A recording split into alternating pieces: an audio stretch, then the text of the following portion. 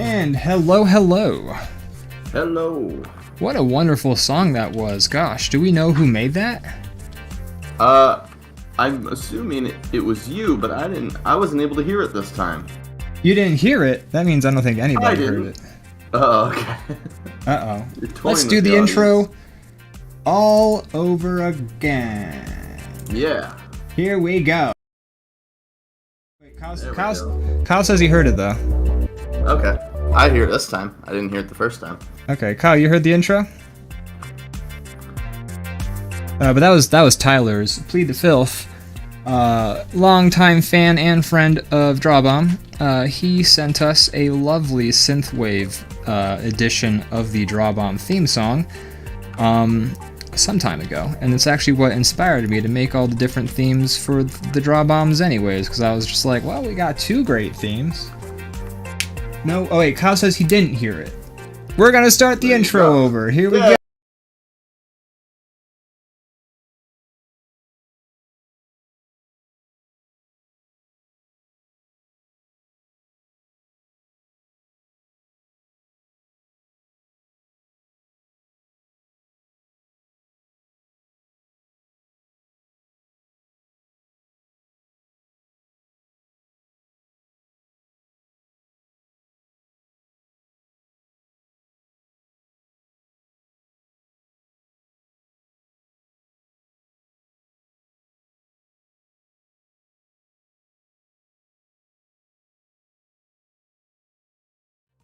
There we go. Sorry. That was a quality intro. You are right. Sounds back now. Okay, so that was the theme song right there. Bell Bell Rocket says they also like the waiting music. That stuff I did do. I also like the waiting music, so... I'm assuming you're playing very weird, but... Yeah. It's all goofy stuff. Kyle says, I'm assuming you're playing the intro now, but stream audio went away. There is no audio. Oh my For goodness. the intro. Okay. One more time.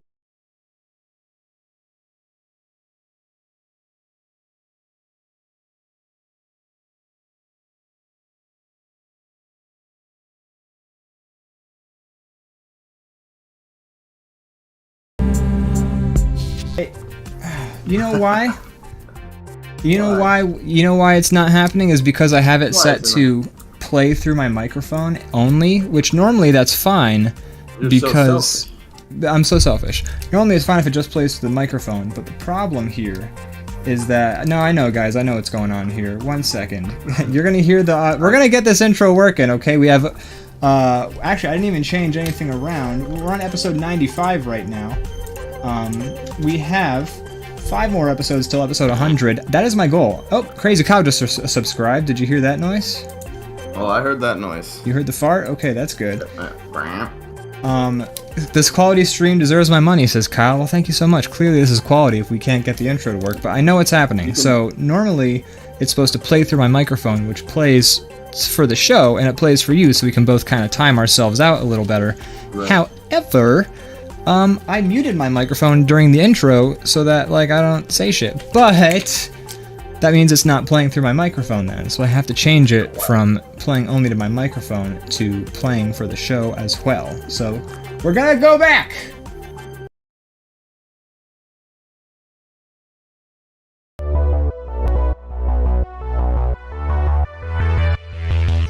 Alright, one more time.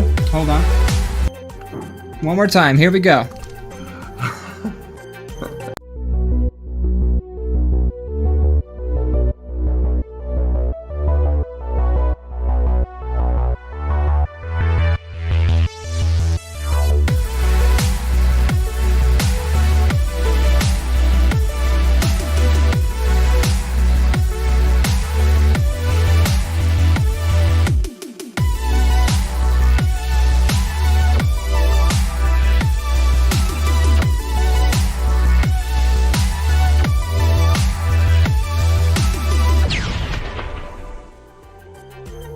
I know you fuckers heard that.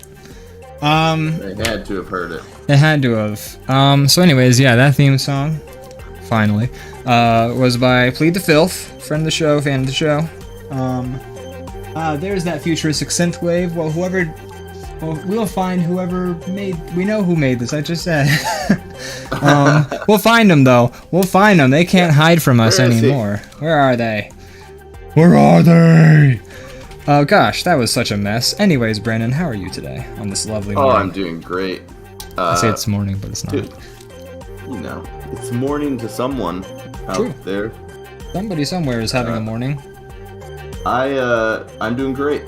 Having a great old time. I'm so glad to hear that. It's a good thing I really like that intro because I got to listen to it 4 times. You did. Excellent.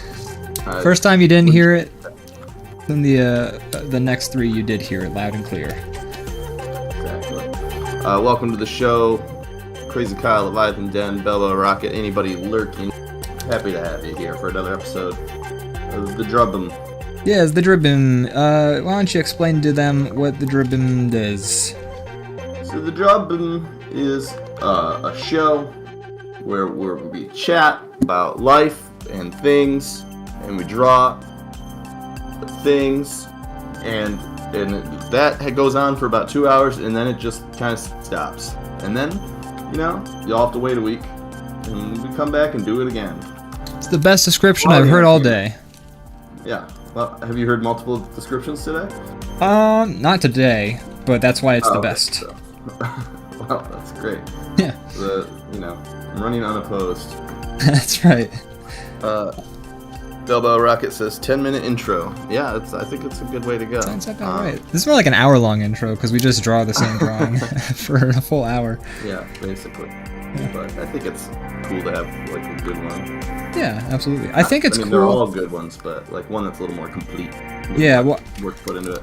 I remember when we first set ourselves down for an hour time limit because we used to be like doing this drawing till the end of the show, and that just kind of felt stale. So we set ourselves like that hour time limit, and honestly, like the last 20 or so episodes, we've had no problem hitting that time limit and even like getting in front of it sometimes. So good for us. Yeah, good for us.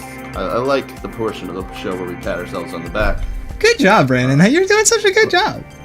Good job, Ian. Oh, thank you. Couldn't have done it without your help. Couldn't have done it without you. Leviathan Den says, "Evening DrawBomb. I'm drinking a Purple Monkey dishwasher with chocolate peanut butter porter." Wow, that's a mouthful. Don't drink dishwasher fluid. Purple Monkey dishwasher is. Is that a Tide Pod? Tide Pod? Yeah.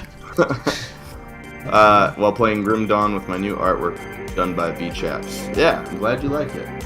Glad you're enjoying. Leviathan Den sent me a video of it on his wall, looking good as ever. Very cool. So happy to hear it. Happy to hear that you, you pulled through, gave Leviathan Den a sweet, sweet drawing. Good. I'm happy to talk to you. That was pretty fun. It's pretty great. Throw it on the show at some point. Yeah, feel free to paste it like now or whenever if you want. I don't care. I don't care about your drawing. Fucking get away. I know you don't care. I don't care.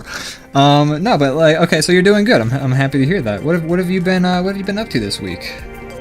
Oh gosh, I've been working a lot. That's the main thing. A few different commissions, stuff like that, and also yesterday I had a holiday party for day job. People got to, like the restaurant I worked at. We all got together, so that's pretty fun. It is fun. Good time. I feel like I kept it together pretty well. I feel like for some reason work parties have an ability to make people the sloppiest they've ever been. Oh my god. I think I've seen some tragedies during work parties. Yeah, it brings it out of people for some reason. Yeah. Before we get to the tired old hat of like, what have you been watching this week?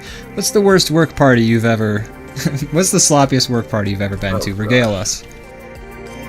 Oh, one sec. I was trying to post this drawing, but I posted it way too big. Oh, no. Now I'm trying to get rid of it. Oh, whoa, look at that. There it is, everyone. Anyways, I don't know about worst. I've been to somewhere. There was one where somebody threw a house party. And it was a Christmas party also, but like, everybody was. I wouldn't even if I wouldn't have thrown that party at my house. It was, you know, it was a mess for them for sure. And then like, you know, I think by the end of it, the person who owned the house was all pissed off, and you know, I feel like that's every party. I don't think there was a lot of destruction, but like, still, it's just like it's a rowdy crowd. Yeah. I feel like the worst part about throwing a party at your house is like everyone's gonna make a mess, especially when alcohol is involved, and you can't just be like, "Okay, guys, can you help me clean up after yourselves?" Yeah, it's just you. Like the next day, like running around putting out fires. Yeah. During the party, usually. It's very stressful. That's pretty. Yeah, that's fun stuff.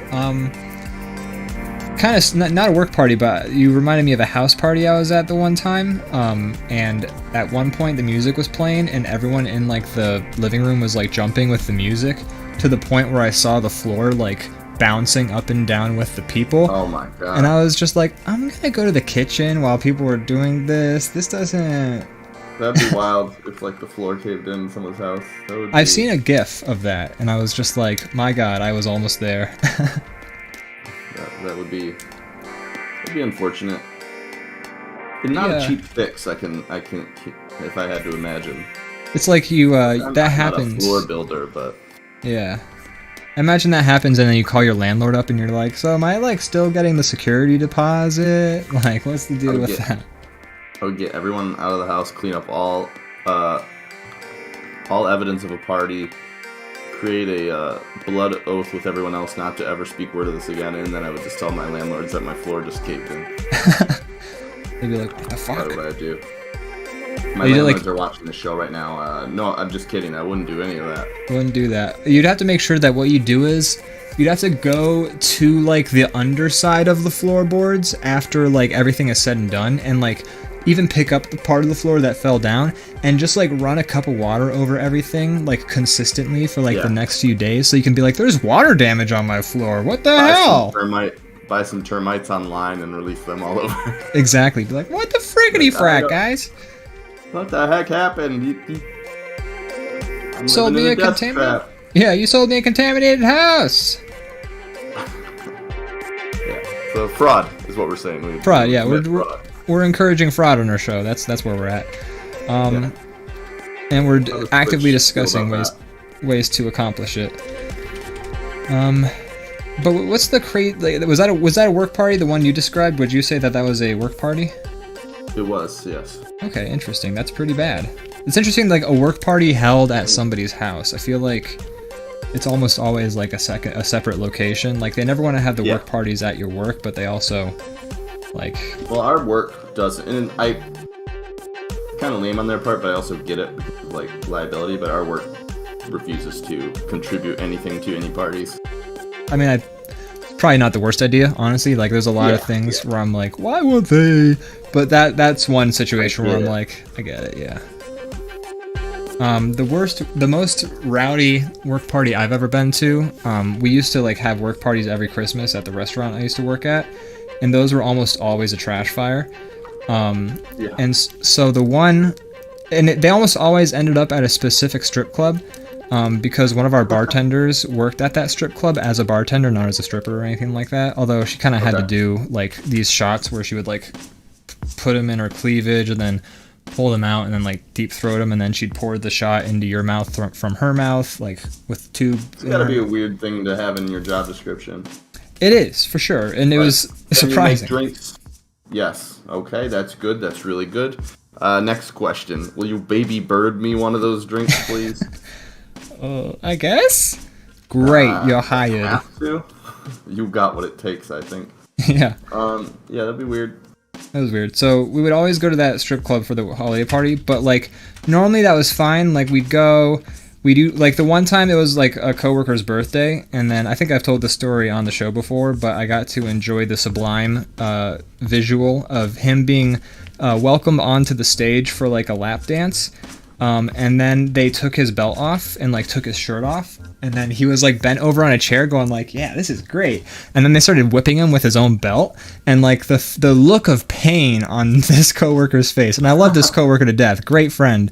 The look of pain on his face, I will never forget him just going like, Wait, I'm gonna zoom in on myself real quick. Okay. Like every time he'd get whipped, it'd be like. Whoosh. He's like actually hurt, and he's like trying to be a good sport. Yeah, he like was clearly over with the concept immediately, and it was just. I'll never forget it. It's the one thing that brings me joy in life every time. I do want to point out real quick. I think some of the canvas is cut off on the stream. But oh, you were correct. What the hell? Just a little bit. I'm wondering if I made the dimensions not correct. Let's see. Resize canvas. Oh, yeah, they're not right. Oopsies. That's okay. We'll fix this. Hold on. I know we've read we'll fix it. I guess now would be the best. We're still working on it. Technical difficulties, folks. Hey, it's part of the show at this point. Yeah. It would be weird to have an episode without any. It's kind of our signature thing. Belbo Rocket says that strip club shot definitely didn't survive COVID. Yeah, old spitting shots into each other's mouth is not really, a good look for these days. At first I was curious, I was confused by what she meant, but now I get it. Now I understand. And you're right. It did not It's last. interesting how certain things that seem normal, not that being necessarily one of them, but things that seem normal now seem disgusting to me. Because I've had to take another look at, things from a germ point of view. We're all like moderate germaphobes being at now. a bowling alley is something that seems gross now. I used to put my fingers in like the random bowling balls that they have at the alley, and then you're like eating pizza and nachos and stuff. And yeah. Whispering about that. And then like also people used to spit drinks into my mouth, and now I kind of doesn't feel as comfortable. She wouldn't baby bird the shot into your mouth. She would deep throat the tube that the drink was in, and then she would pour the shot out of the tube that was in her throat. Got you. Like she wasn't like, pouring the shot into her mouth. Like she would it was like a long tube, and it would tube end in, and then it was still gross. Don't get me wrong. It's just a bummer that due to COVID we can't spit in each other's mouths anymore without feeling uncomfortable. We've lost so much from this pandemic. You know what else? The pandemic has ruined? What's that? Whispering.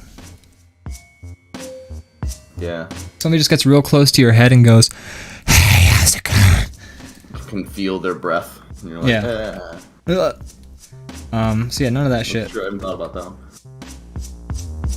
But yeah, so get vaccinated. Crazy Kyle says, someone spitting into my mouth always seemed disgusting. Okay, we gotta prove it over here. Yeah, what, you haven't seen Little Nicky? Jesus.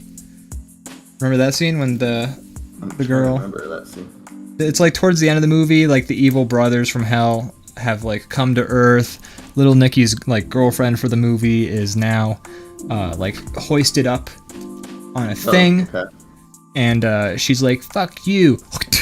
And then the devil brother just like swallows the spit like after she spits it at him, and everyone in the movie goes, "Oh!"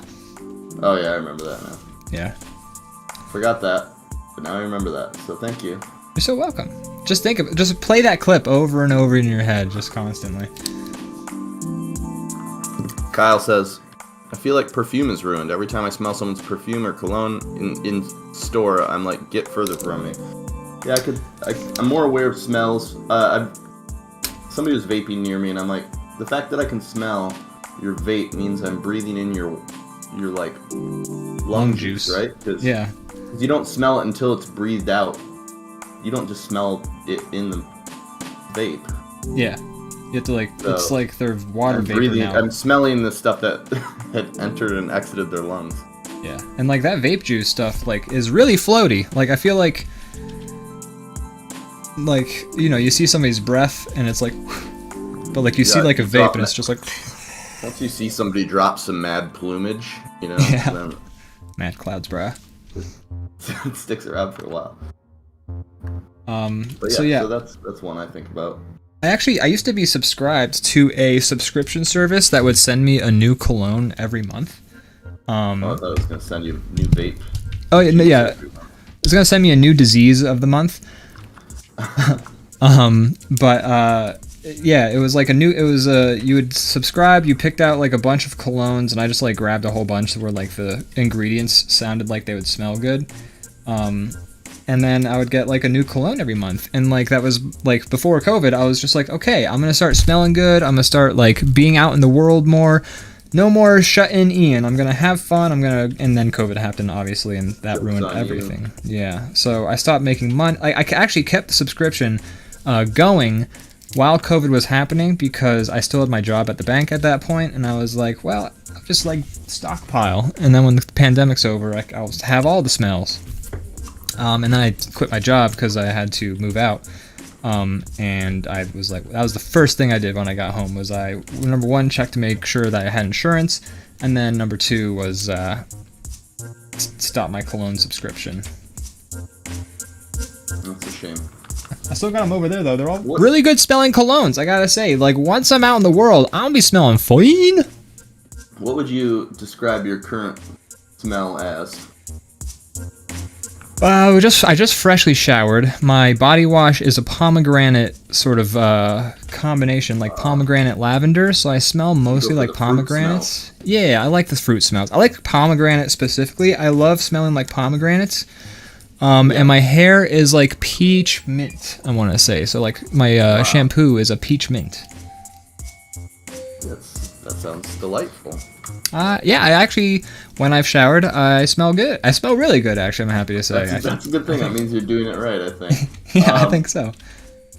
Leviathan Den says, just to read through the chats real quick. Yeah, he said, fun fact, the average complete floor and board joist replacement is an average of $20,000 to $30,000.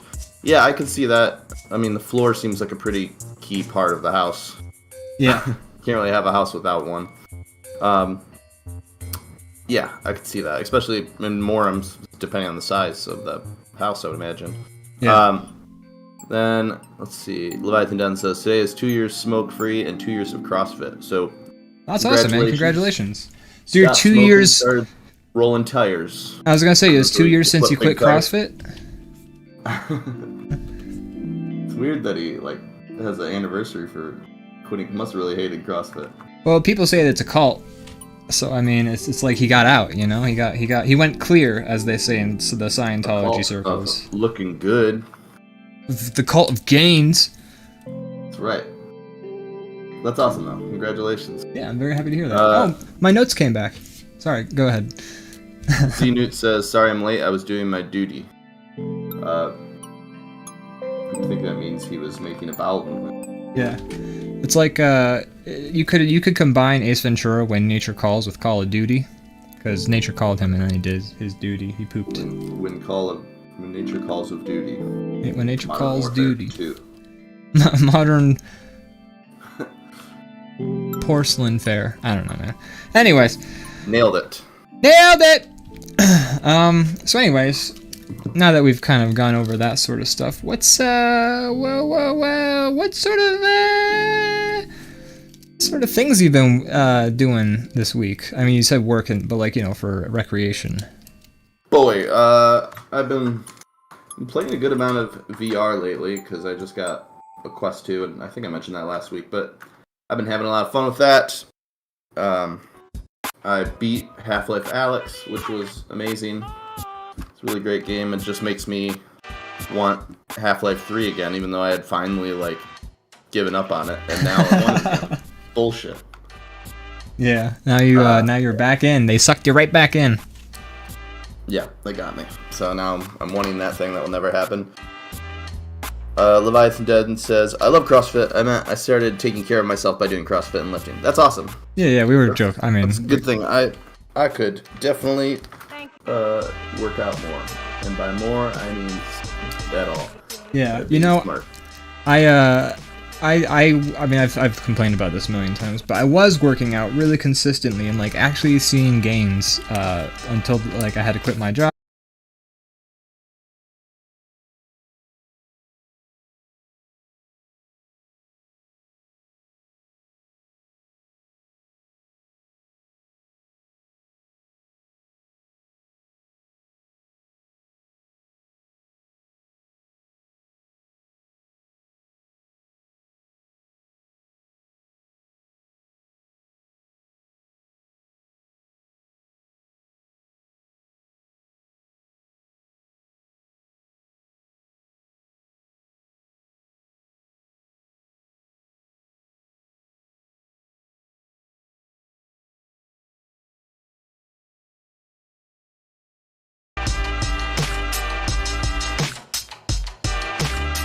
we're back. Oh. Right inside. Well, we're back. Thank you for all the F's in the chat. We appreciate it. So many F's. Leviathan Den says, this is the content I subscribe for, baby. That's right. Oh, yeah. You know, you can count on that. It's the one thing that is consistent about this show. It seems to happen once a show is like sometime around this time. It just goes down for like 30 seconds before it comes back. I'm not sure what that's about. Honk honk. Yeah. Alright, we're back. We're back. What were we saying before? Whatever. I was going to the gym. I don't go to the gym anymore. Lost my gains. I was mastering I was remixing and mastering some of my music today, and I was doing EQ, and one of the EQ options is you right click and it says reset all gains, because that's when you keep the EQs at the same frequencies, but you set them back to 0 so they're not actually affecting anything. You know, you don't need to know the technicals of all that stuff, but basically I was thinking of making a meme where it's like me after not going to the gym for 2 years, and it's reset all gains. I like it. So there's that. I was feeling so good. Like, I never felt better about just in general than when I was going to the gym, though. Like, my mental health was the best it had ever been. Even like with the pandemic, in my mind I was still hunky dory because I was like healthy. My brain was like getting all of the things I think it needed. So, you know, your physical fitness really does have a large impact on that sort of thing. Helps a lot, and I should definitely start doing it again. I bought during COVID. I bought some equipment for the house, so I don't even have to go anywhere. I have no excuse. I just need to do it. In order to kind of help push myself. Yeah, you should definitely try and get back into it. In order to try and like sort of push myself into sort of getting back into. I used to like do 100 push-ups a day with a backpack with 2 dictionaries in it on my back. Whoa. And rocky shit. I was thinking of more actually along the lines of One Punch Man, because he does 100 push-ups, 100 sit-ups. Pulled a sled with like a boulder on it up a hill. Yeah, punching a big slab of meat. Yeah. But I added a channel point thing to my personal Twitch for when I stream that people can spend points to make me do 10 push-ups with the backpack on. And I'm hoping people will want to torture me. Yeah. There you go. I like it. Leviathan Den says 101 sitting or throughout the day in total. Throughout the day in total, but I was working my way up to 1 sitting. By the time that I had quit, I was doing 2 sets of 50 push-ups with the backpack on. And I felt really good about myself being able to do that. And now I think I can do 10, maybe 15 if I really push myself, but... I bet you could do... If you were able to do all that, I bet you could more than 10 or 15 at this point. I don't think you regress that hardcore. Maybe. It's been 2 years and I haven't done jack shit. I mean... Yeah, maybe. You guys, do we want to test it out? Should I try and go for 25? Let's see how many you can get. All right. You got to keep drawing though. Support of the chat will be enough. Yeah. Oh yeah, and Crazy Kyle was complaining about how weight sets are so expensive, and they are. Yeah. All right, everyone. I don't know if we can see him, but we'll see. Yeah, Kyle, they are expensive. We actually just bought some over Christmas. Okay. They're just dumbbells, but they're those ones that you can like dial in whatever weight you want, just so I don't have like 1,000 weights around. So that's kind of a nice way to do it. Sorry, go ahead. Oh, it's okay. I realized I didn't have my headphones on, and I was just starting to say shit, which you were already well into the. Oh, you're doing it with the books too. That's right. Okay. Yeah. That's the part that I was like, nah, you could do more than 10 or 15. I wasn't thinking about the books. I could do 50 without the books, but I'm talking about with the books. I forgot about that part. Yeah. Okay. Book number 1, the Merriam-Webster's Visual Dictionary. It's actually a really good book. I highly recommend it. Basically, if you've ever... chapter? Oh god, probably the personal articles chapter. So like what the Visual Dictionary is like actually really incredible. If you're a writer, if you're an artist, I actually recommend this to anybody who just wants to know more about everything. So I don't know if you can see it because of the ring light, but basically... Yeah, what it is, I'm gonna turn the camera to me now while I do the push-ups. I'm sorry if I'm bogarting all the stuff. No, go ahead, do your thing. So this is the Visual Dictionary. what this is basically it lists any object you can think of. It's separated by chapter. They have like these little color guides. But what it is, for instance, in personal effects, it gives you a description of every object, but in the more complicated objects like machinery, it also has like human organs. All right, let's pause for a second. Chat, try and test the book. Think of some obscure items while Ian's explaining it, and we'll see if it's in there. Yeah, so, try and test me. But, like, so for instance, they have a picture of a forklift here, and they label every single part of the forklift. And I originally got it because a podcast I listened to recommended it because the guy is a writer, and he said if you've ever wanted to know how to describe something, if you've ever wanted to use the proper terms for an object, this baby right here will teach you what you need to write down and what you need to do. So, Merriam-Webster's Visual Dictionary, and then the second book I put in that backpack, this is actually on loan. I've had this borrowed for 2 years. I got it just like 2 months before the pandemic started, and I need to give this back to the person who let me borrow it. But it's Sandman, Volume 2, the Chronicle. Okay, I have that one. Yeah, it's a great book. Fantastic. So, both of these books going in the backpack. Again, before I moved back home, I was doing both of these in my backpack, 2 sets of 50. But now we're going to see if I can do... Sandman being a heavy-ass book. They're both fucking heavy. And I also used to do it where I'd do the 50, and then the last push-up I would do as slowly as I could. Whoa. Yeah. So I'm going to put these in a backpack, and I'm going to do 25, I guess. Xenoots, he wants to test the book. Does it have lesbian ham in it? I can say right now, no, it does not. Unless you're talking about Lebanon bologna.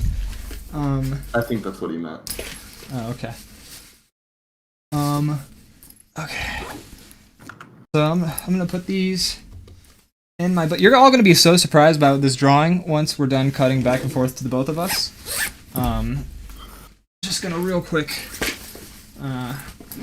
put these books in this backpack right here. This thing is already fucking heavy. I have my toiletries in here for when I went to Chicago. Alright. And everyone feel free to count. Well, I'm going to take my sweatshirt off. I'm going to be so hot after this.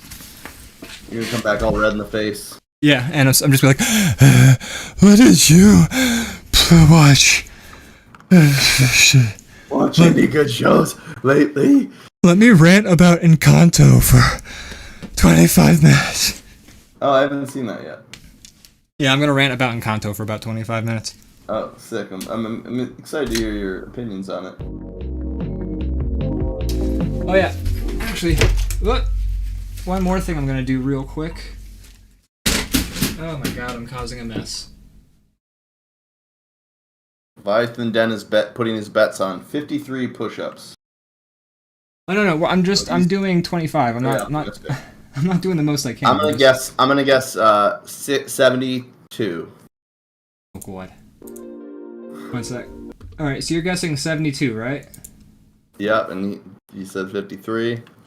I know you said 25, so I'm just... I know you're messing with me. I forgot to put the show music on the close-ups, so I was just adding the show music to both of our close-ups, so it's not like complete silence. Okay. Here I go. I'm excited. Oh, this is the right music for it. We got a copyright strike. Motivated. Oh, whoops. I would have thought that the sound limit would have been short enough that wouldn't happen. I don't know.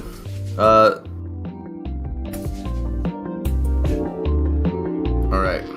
So. It's gonna be wild. Never before done on the show.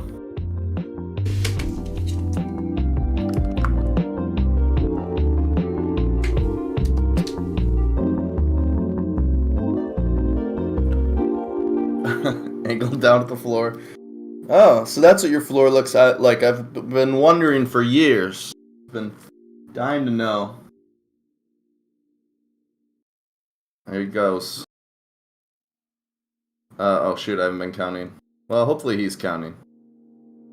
Look at him go. what do we got around this room? You got one of those little basket chairs. That's nice. Looks like a spare computer over there. Pretty cool. Oh god, That's all I can do. Got a concussion. Got a concussion from the bag.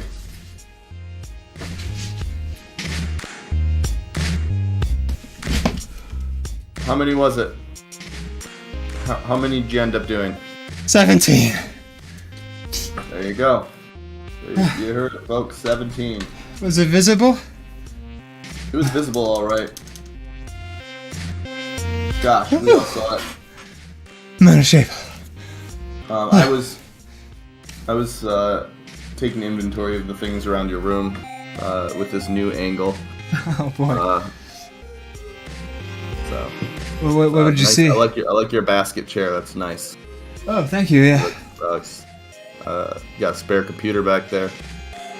Oh, Leviathan Den says, "Your turn, B-chaps." Okay.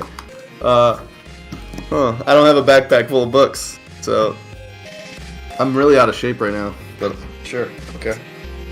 Let's see here. All right. All right. So I'm gonna count along with them.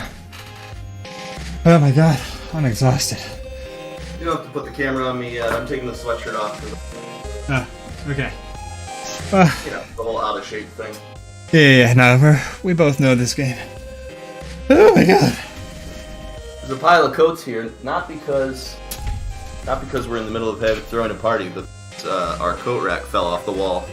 And so now the bed has become the coat rack temporarily. Let's see.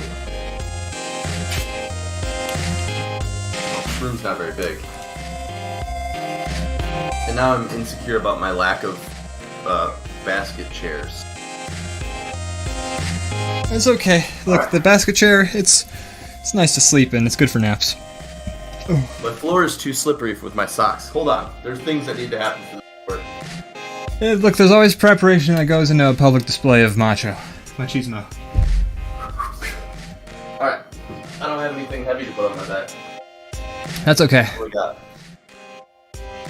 Alright. You just got to do more than me.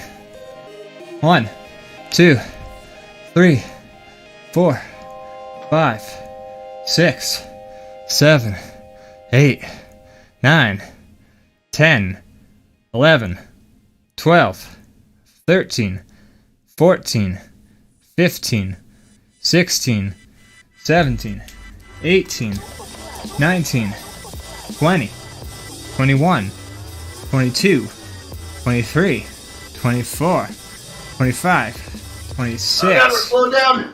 27. Okay, well, we got 27 out of Brandon. That's not bad. I mean, for a guy who hasn't pushed up in a while. Oh, no. That hurts. Well, this has been a DrawBomb push-up hour. Now my drawing hand is too weak. Continue. I bet. Oh, Leviathan Den says we have to hydrate, too. Do you have a cup of water? Oh, I do. Oh, I don't. Do you mind if I step out real quick, grab a cup of water? Go ahead. I need it. I actually legitimately really, really want a cup of water right now. So this is what it's come to. The peak of entertainment. Now you guys have to listen to the sound of my fan. 'Cause that was enough to make me sweaty. Alright, so need to work out more. Got it. I didn't have the books. I know I didn't have the books. I don't keep a backpack ready to go. Well, what can you do?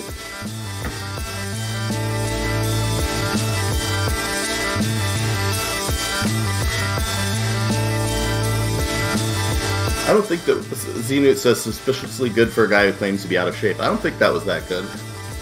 Was it? 27, I didn't even hit 30.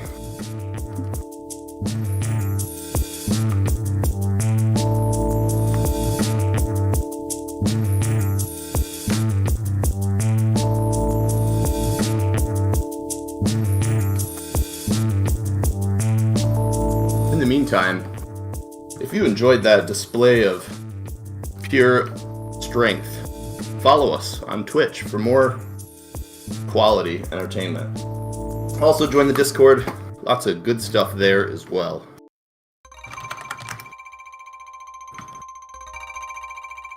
Leviathan Den says, I never thought with DrawBomb subscription that I would get to see such physique and the pinnacle of in shape. What a bargain. Exactly. You know, it's like, this is a motivational show. It's kind of like, you know how you have Peloton? They have like videos of people working out. That's exactly what this is like. Except, you know, free.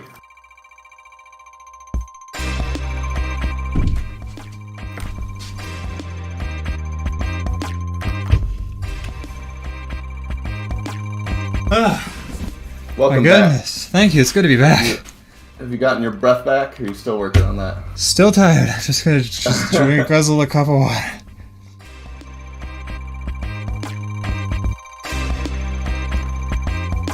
People are calling me out for not having books. And you weren't prepared. You know, next time I'll have a backpack of books ready to go. Yeah, that was a workout regimen I'm used to. Brandon doesn't have the same workout regimen I do. It's true. Very true. Ooh, okay. Encanto. You didn't see it. About Encanto. Oh, you didn't see it. I saw it. Yeah, no, I liked it. Oh. Cool. Yeah, I've been hearing good things. Yeah, it wasn't my favorite Disney movie, but I thought there was a lot about it that it did right that I haven't seen in other Disney movies. Without going into it's pretty new, so I don't want to like just spoil the shit out of it. So I'm just gonna kind of right. So first things first, not a fan of musicals. Oh yeah, I forgot that about you. That's interesting. Yeah, it's just honestly what it is that I love a good musical. I like a good musical. Like it's a genre that doesn't always hit for me because the music that they play like for the songs in musicals are usually not my vibe, you know? That's like fair. If you don't like the music, that's a good reason to not like a musical. Yeah, absolutely. And like I liked a lot of the songs in Encanto. It's okay, so here's the thing. You know, like musicals have a very like the songs are very musical theater, you know? Yeah. Where it's a lot of times they tell a story and stuff. Yeah, and it's all about like the talent of the singers. Like, can they hit these notes? Can they do this? So the music is almost always primarily focused on the singing, and that's fine. But that means that usually the background music is very just milquetoast, in my opinion, or very.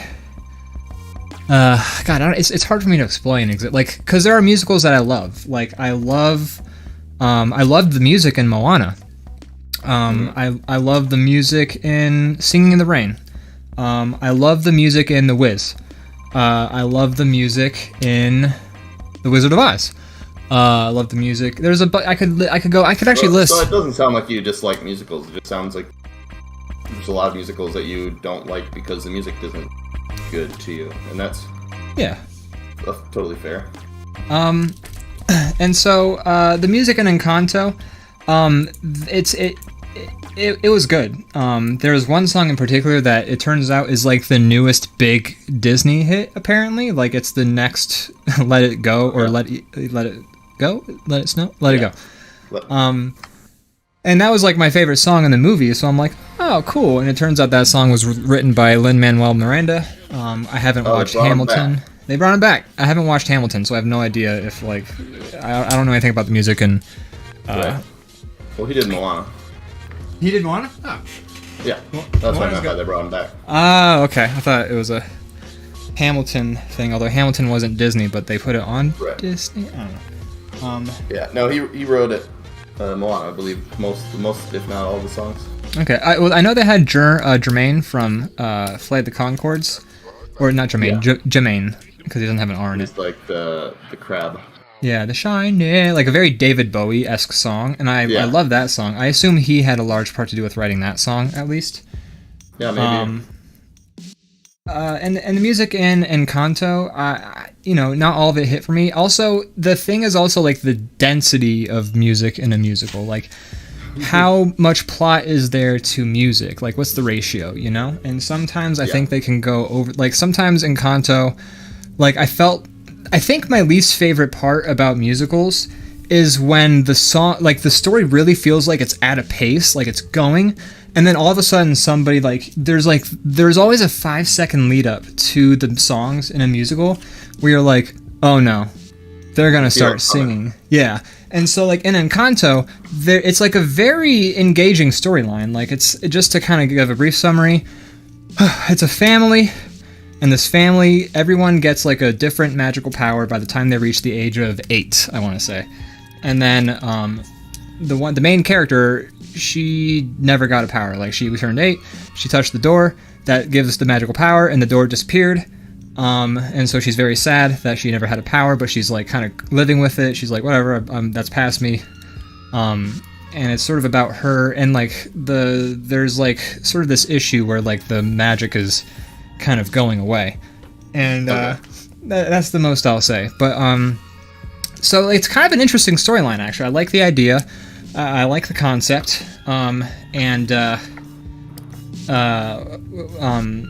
so by like it's kind of like a mystery. Like she's trying to solve a mystery. She's trying to like get to the bottom of this thing before like there's a ticking clock. There's a mystery. 2 aspects about a story that always really motivate me, and like really I love those driving forces of like a mystery versus a ticking clock. So that was like engaging, and then like the story's going, and like she's like really in the midst of solving the mystery, and I'm like, yeah. And then all of a sudden it's like, okay, everyone's staring at each other. Somebody's taking center stage. Oh, we're gonna start fucking singing. And then they'll sing. You feel like it hurts the momentum of the movie. Exactly, yeah. It can really kill the momentum. And so in Encanto, that is where it really like fuck things up. Is like I don't know the science of it because I don't make musicals myself. Obviously, it's not my genre. I think that I would make, but there's certainly like I think a way to more organically bring the song into the mix. Right. So, and this is completely a personal preference thing. I think this is kind of a your mileage may vary sort of situation. But yeah, it would just kind of bug me when like I was really like enjoying the plot and then they would sing. The songs themselves were, I think, utilized well. But I think the most, like, I will say, for me not enjoying every musical interlude, what they did with the musical interludes, I've never seen them do in a Disney musical before. Because they use it as a chance to really have engaging visuals. Like, when they go into musical mode, it stops being strictly realistic, and, like, they'll, like... It's video, almost. Yeah, it's like a music video, and, like, they'll be, like... The visuals will be metaphorical, like they'll be like running along a moon. That's not what happens in the things. I can't think of a specific example, but like things will take a fantastical, like it's a music video basically. It turns into a music video. A lot of Disney movies do that, but I do like when they do it. But I think this is the furthest they've pushed it, in my opinion. Right. I mean, maybe I'll have to watch. I've been meaning to. I could be wrong. I mean, it helps that the visuals in the movie themselves are phenomenal.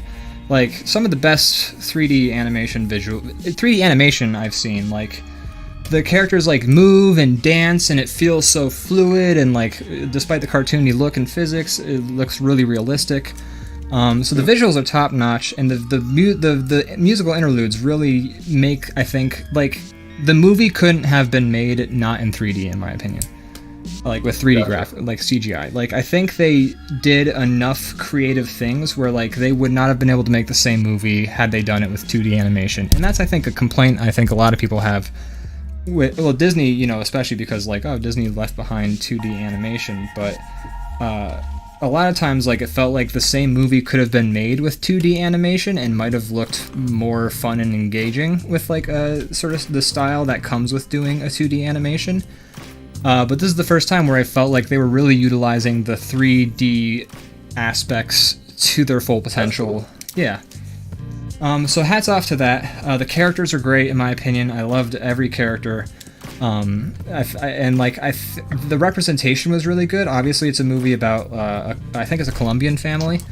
But like the family, like, is like the children in the family are married to like a lighter skinned guy. There's like one who's married to like a black guy, and like their children look like a realistic mix of like their genetics and like in a way where that's cool. yeah, to a way where it looks like natural and it doesn't feel like it's like nothing feels out of place with that family in terms of like that sort of thing. It all, the character designs are in my opinion really, really good because they're all distinct but they still look related.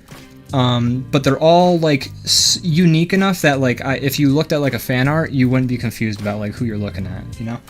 Oh, that's cool. Yeah. Yeah. So there's all that. And just like one last note, I think I said everything I want to say about it without like spoiling it. But the last thing I want to say is I liked the overall message of the movie, and I think it's a message that's especially applicable to artists. Because the overall message of the movie is, they literally just say it, they're like, you're not your gifts.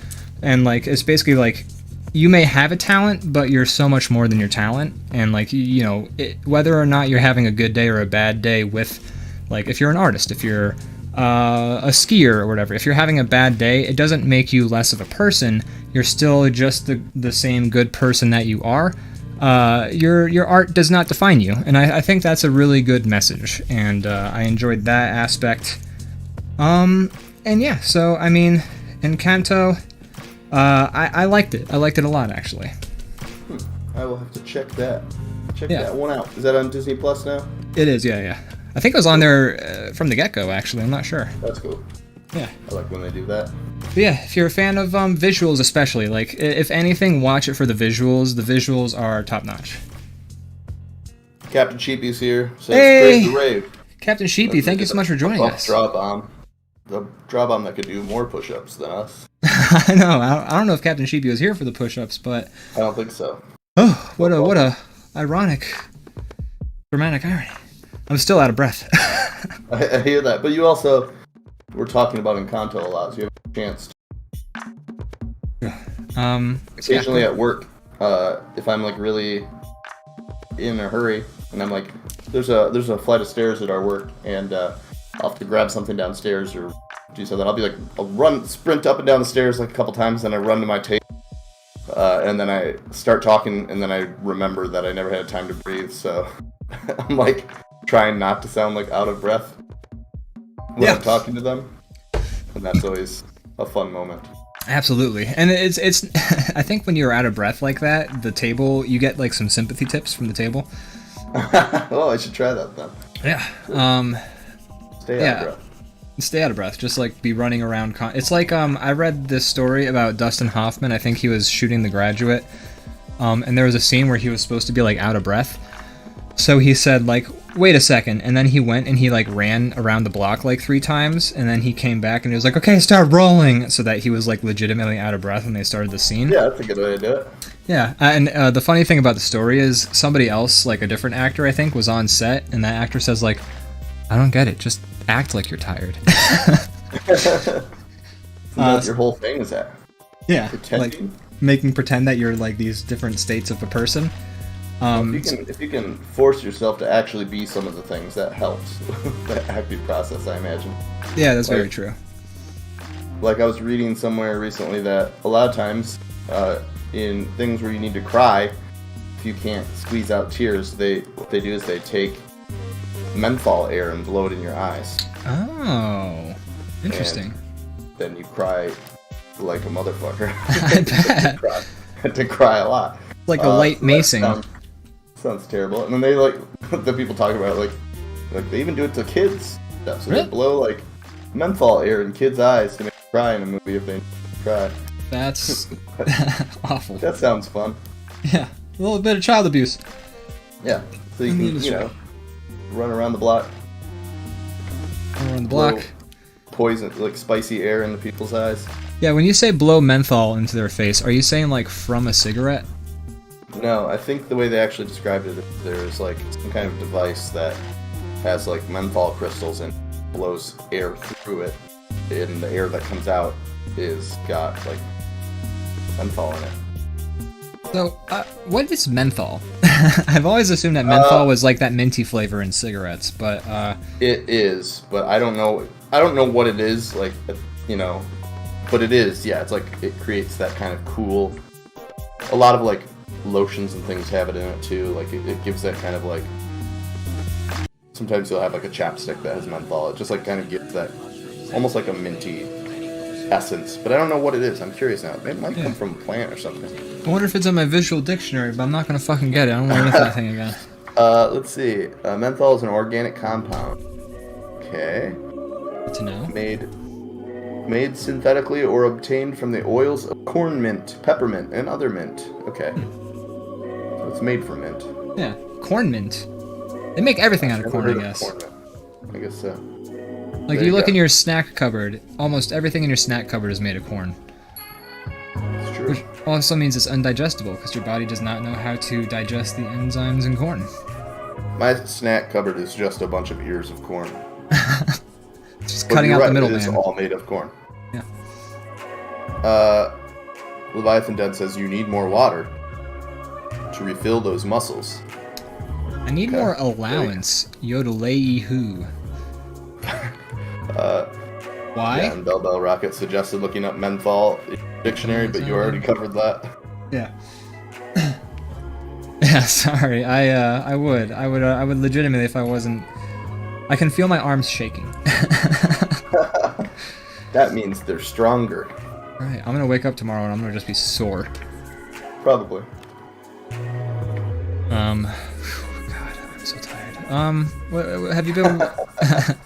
You've been playing a lot of VR. You told us about that. Yes. Have you been? Yes, I have. I know I just told. You know what? I don't like to just railroad. What's a movie or a TV show you've been watching, or just anything? Before I start talking about the million other things I've done. Oh, you're all good. If you have things to talk about, go for it. Lately, I'm trying to think of anything I've watched. I haven't been watching a ton of stuff. We've been watching It's Always Sunny. We've been watching a lot of that. We've been kind of binging through that.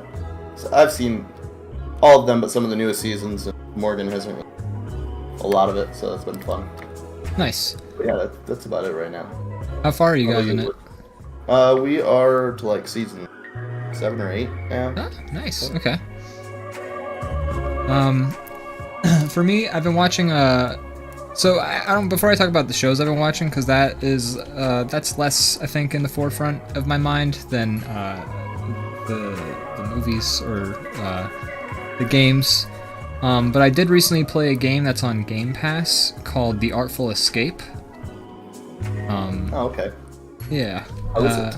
It's great. I loved it. Yeah. Did you beat it?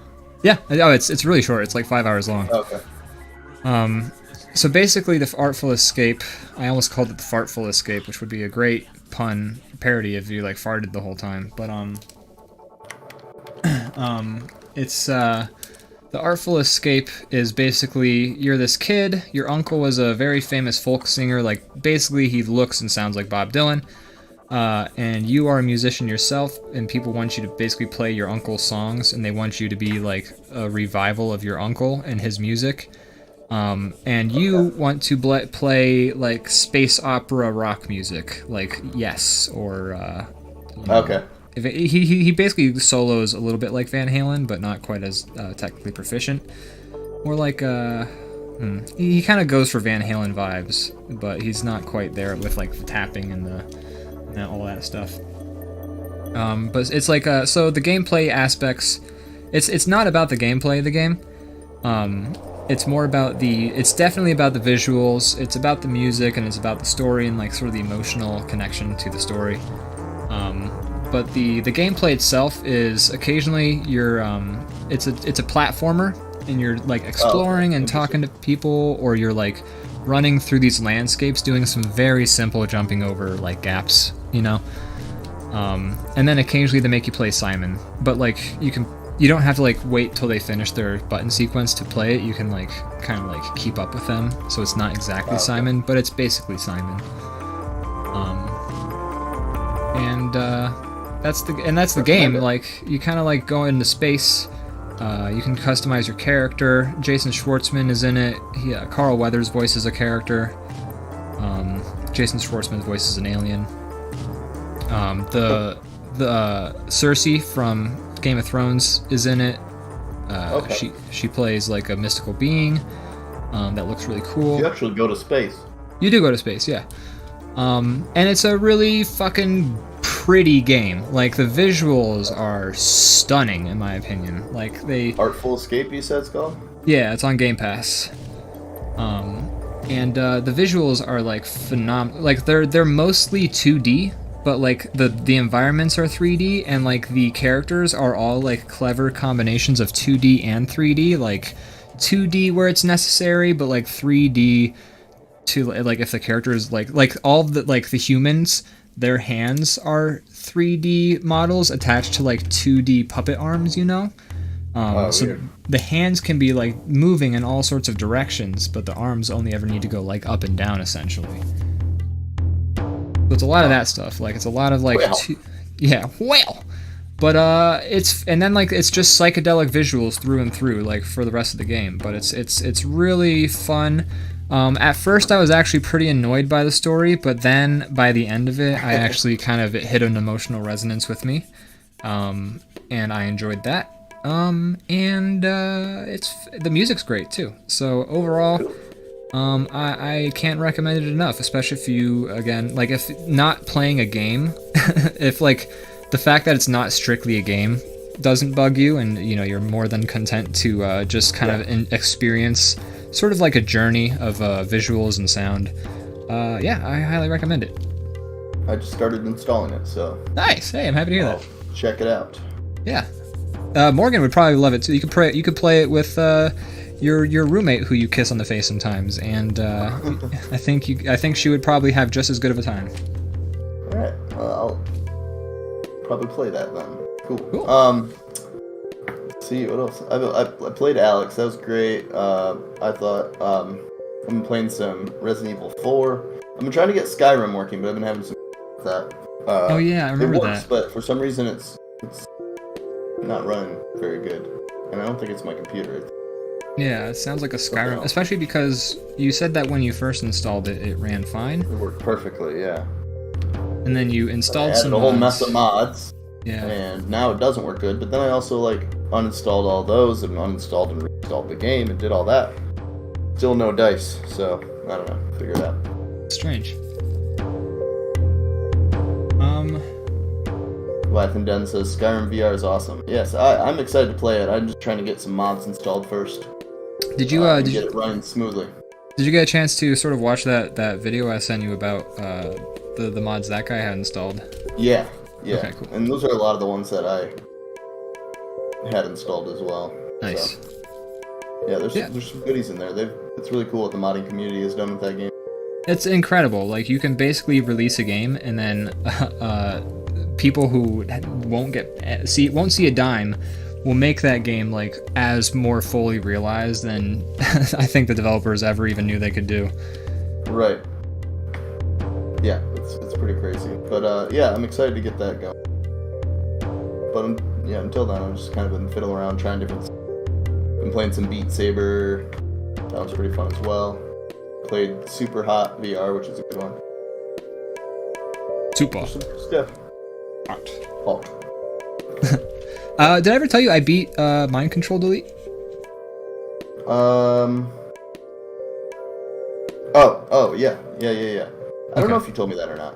Because I know I complained to you about it before, how I wasn't liking it. Yeah. And my complaints still stand, but, like, I don't know. It was on my computer, and I was about to, like, hit the uninstall button, because I was like, I'm good. And then I was just like, I probably don't have a lot more to go, so I just kind of, like, sat down and just kind of powered through it. Because I was at the point where they were introducing, like, the dog that chases you, and the katana guy that chases you, and the guy that, like, swaps you with another person in the playing field. And I was like, well, I don't think there's much more to go. And I was right. I basically beat it in like a half hour after that. I enjoyed it. It's different, but yeah, it's overall. My complaints are still the same. Like, it's not like I think the best part about Super Hot, the original, was that it was a puzzle game. Like, you would start out and, like, you'd be in the back of a truck and there'd be, like, two guys with guns to your head, and you had to, like, figure out who to punch first, where, in order to get the gun out of their hands so you could shoot the second guy and then get out of that truck. Like, everything was sort of set up that you had to make the right choice now, or else you were gonna lose. And in Super Hot Mind Control Delete, it was more just like, how Matrix can you be, you know? Right. Yeah. It was more like a little more sandboxy. Yeah. My favorite aspect about Super Hot was an aspect that I think when I talked to you about it, you didn't even realize was in the game. Oh yeah, I didn't. But like these like secrets sprinkled throughout, and I looked up the secrets for Super Hot Mind. Like for the first Super Hot, I did not need to look up any secrets or how to get them. I think I had to look up one just to figure out what I was doing wrong, and it turns out I wasn't doing anything wrong. I was just not hitting my mark. Like I was trying to make a jump, but I wasn't landing it, so I just needed to keep trying. But in Super Hot Mind Control Delete, like the secret, so like what I'm talking about for the people in the chat is in Super Hot, you know, when you beat the game, it's like an hour and a half long game. You can beat it in a sitting. But if you go through every level in the game, there's a hidden terminal in every level, and you can find them by like jumping out a window where you thought like you would die or like the level would stop, and like sometimes there's like a building next to the window, so you jump out the window, go on that building, you have to like jump, like there's like a section in the one level where there's like pairs of shoes on the ground, and those tell you where you're not gonna fall through the roof, so you jump on the shoes until you reach the end of the building, and then there's a terminal at the end of the building. And sometimes there's fun Easter eggs, like little sound clips that play, or like references to memes. Oh my god, Bagel Possum is our new best friend! Hey. Well, thank you so much, Bagel Possum. Bagel Possum's a good friend of mine. New friend of the show. Yeah, new friend of the show. Thank you so much for joining us. I'm a little out of breath. We did some push-ups. We did. Yeah. As So, we do every week on the show. Oh yeah, every time. Big part of the show is the push-ups. Don't say that. They're gonna actually make us do push-ups every episode now. But yes. I guess they can't make us, but like peer pressure is a hell of a drug. It's true, and you know, I give the chat what the chat wants. You give the chat what they want. It's just who I am. I mean, you're very giving like that. You're a giving lover. That's right. I assume. Exactly. I don't know from a ton of experience, but yeah. So Super Hot, fun terminals to find. Super Hot 2, Mind Control Delete. Not good. Not as good. The gameplay is not as puzzly. It's more Matrix action game, which you know is kind of a fun idea, but it's not nearly as fun as the puzzles of Super Hot. And the terminals that are hidden in each level, I had to look up how to get every single one, basically. Like, they're so fun. Like, the one I didn't have to look up was that there's a bar, and if you take, like, there's a dartboard in the level, and there's a dart at the end of the bar, and you basically pick up the dart and throw it at the dartboard, and that opens up a panel, and there's the terminal. Easiest one. Robot voice. Oh, wait, it's probably on my end, actually. Oh, God. I think we're all good. Okay, let me know. Yeah, we're all good. I got it. Oh, okay, thank God. Except for robot for a second. It was really fun. Oh, beep, beep, boop. Wait, I can do robot voice if you'd like me to. I mean... So, I thought Super Hot Mind Control Delete was an inferior product. It's not as good. Years of practice. It's probably not good for your throat. I've heard, like, doing that isn't good for your throat. You know? But, yeah. God designed our throats to sound like robots, you know? You're ashamed to hide that under a book. I am but an abomination in the eyes of God. But yeah, so I've said my piece. Yeah. Gosh. I think I've gone through all of the pop culture I've experienced in the past week and plus. Yeah, I haven't experienced much this week, so it's hard for me to contribute. Well, you know, folks, by the way, while Bagel Possum's here, she is a great streamer. She streams a lot of games. It's a lot of fun, in my opinion. How I basically got to know them through their streams.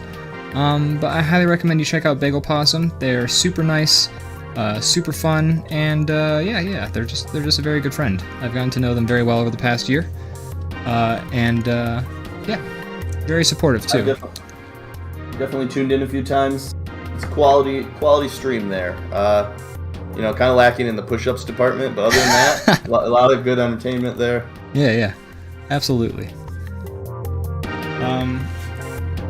Oh my God, Eames, thank you. That's so sweet. Of course, I'll give you the plug. Yeah, I like to help my friends out, folks. If you like a good chill time and you like, there's a lot of funny moments to be had watching a Bagel Possum stream too. So I highly recommend you check her out. Yeah, good stuff. Great stuff. So I'm so out of breath. yeah, it's amazing that you're still out of breath.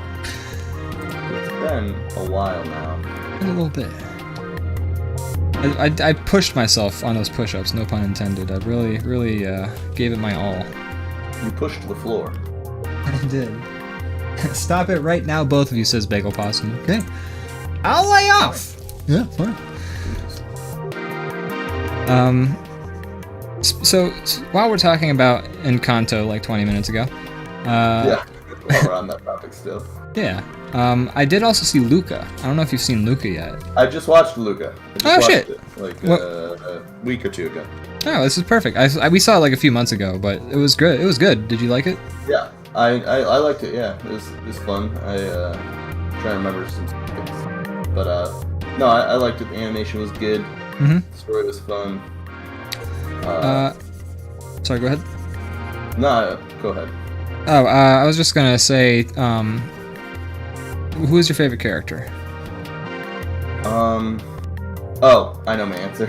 It was the weird uncle that showed up for 1 second. Was like this disgusting like ocean creature. And yeah, he was his great. Voice. I forget, it was somebody. Oh, I know. I remember looking it up, and I don't remember anymore. But that part really made me laugh a lot. I thought it was clever how they made him like an anglerfish. I thought that was a cool, idea to do. I thought it was weird how in the beginning Luca is herding fish, but like he knows them all by name, so they clearly have like sort of personalities and like he's sort of familiar with them. And then by like the middle of the movie, he was teaching Massimo how to fish them. Yeah. It seemed like a weird setup. I mean, I could imagine that a farmer has names for some of their animals that they eventually slaughter. Later slaughter, yeah. I guess so. You're right. I just never got the sense that they ate those fish. I got the sense that they milked them or like ate their eggs, but like never the fish themselves. I assume they were milking the fish, but eating the fish? That's crazy! Ain't you ever had fish milk? I have not. Massimo, the one-armed dad of the girl in the movie. Oh, yeah, I love his character design. His character design was great. He was like I thought he was a fun character at first, but there was one moment in that movie that sealed the deal with him as both adorable and my favorite character in the movie. And it's the scene where Luca and what's the friend that Luca makes? Or is Luca the friend? No, Luca's the main.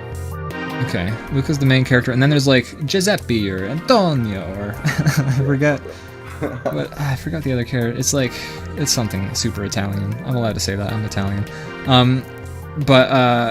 So like that, they have an argument. They have a big spat, and then he runs off back into the ocean. Sort of like they have like their sort of second act low point, where like they have the big fight, and then the third act is going to be them sort of making up and sort of overcoming their previous argument. So that moment happens. And then they go back to the house where Massimo, the one-armed father, is. And he's like, "Where's Antonio?" And they're like, "Oh, we haven't found him." And then, like, immediately, the dad, like, gets up, puts on his hat, and says, "I'm gonna go look for him." And I was like, "Oh, Massimo!" I just thought it was super sweet that he cared so much that he would go looking for the kid. They make, like, a real, like, gruff character that's, like... I love that. Good person. I live for the characters who appear one way and then they have like a trait about them that is like the antithesis of everything you assume about that or that character has displayed. Like I have a friend who I used to buy weed from, and like he was a rapper and he rapped about like stuff, but he also loved to do scrapbooking. And I thought that was so cool because I was just like, you would never think that this guy would be would be into scrapbooking, but it's like he made me a handmade birthday card the one year, and it was so sweet. And I was just like, I love that. And I love when a character is like rough and gruff, but they actually are super sweet on the inside. It really kind of like, it's an easy way to add full dimensionality, I think. Yeah, it humanizes them and also makes them more believable. Everybody's like a weird jumble of different things. Yeah. Or it's like when you have like the super, like the Pollyanna, who's like just innocent to the world, starry-eyed, and then also she's like a badass underground street boxer or something like that, you know? It's like when you flip it on the head, like that's always like the most fun character moment in a movie. Like there's a lot of fun character moments, but I think that might be the one that like hits me right in the ooh. It's right, it pulls on the heartstrings a little bit. Yeah. By the way, that uncle was played by Sacha Baron Cohen. Oh, that's right. Yeah, you're right. But it was a funny. I don't know, that part cracked me up. I liked that. Yeah. Talking about how when you get down to the bottom of the ocean, where they're send away their kid, keep them out of trouble, to the bottom of the ocean with the creepy uncle that looks like this. He's like transparent and like see his organs, like like. Then he starts talking about how like, oh, there's lots of like whale carcass to eat down there. In fact, even when you're not trying to eat, it floats into your mouth all the time. I don't know. This is really. It's good. You know, there was a lot of talk about Luca sort of having this sort of like gay symbolism to it. I don't know if you remember those sort of discussions. I can see that, like pretending to, well, at least for like maybe closeted or something, like pretending to do something like that, or having to hide who you are or something like that. Yeah, like I watched the movie and like I couldn't ignore those vibes. It was like I was talking before about The Incredibles 2 and how I got like these weird like sort of lesbian vibes from Mrs. Incredible and the sister character. I talked about that in like a previous episode, and they never did anything with it. I don't think they would because it would be weird to have a family superhero movie and then have like a breakup and a divorce over like infidelity That in was it. a feel good Disney movie. Yeah, it wouldn't fit the vibe. But I don't know. Like I was watching with my ex, who was not my ex at the time. And she was she identified as bisexual, and she was the one who first brought it up. But once she started like pointing it out, every like scene that it was happening, I was like, "You're so right." And in Luca, like it was the same sort of situation where like the kids wanted a Vespa together. Like their ultimate goal was to run away with a Vespa of their own. I don't know. It's just exceptionally gay behavior. Just the fact that like that's all you want. Like the fact that the Vespa is like is more of a MacGuffin, but like the point was that they wanted to run away with each other forever. Like that was good enough for them. It's not the Vespa that's gay. It's like the sort of never need, like the feeling that you didn't need anybody else but each other. Like that's romance right there, and it's between two male characters, and that's fine.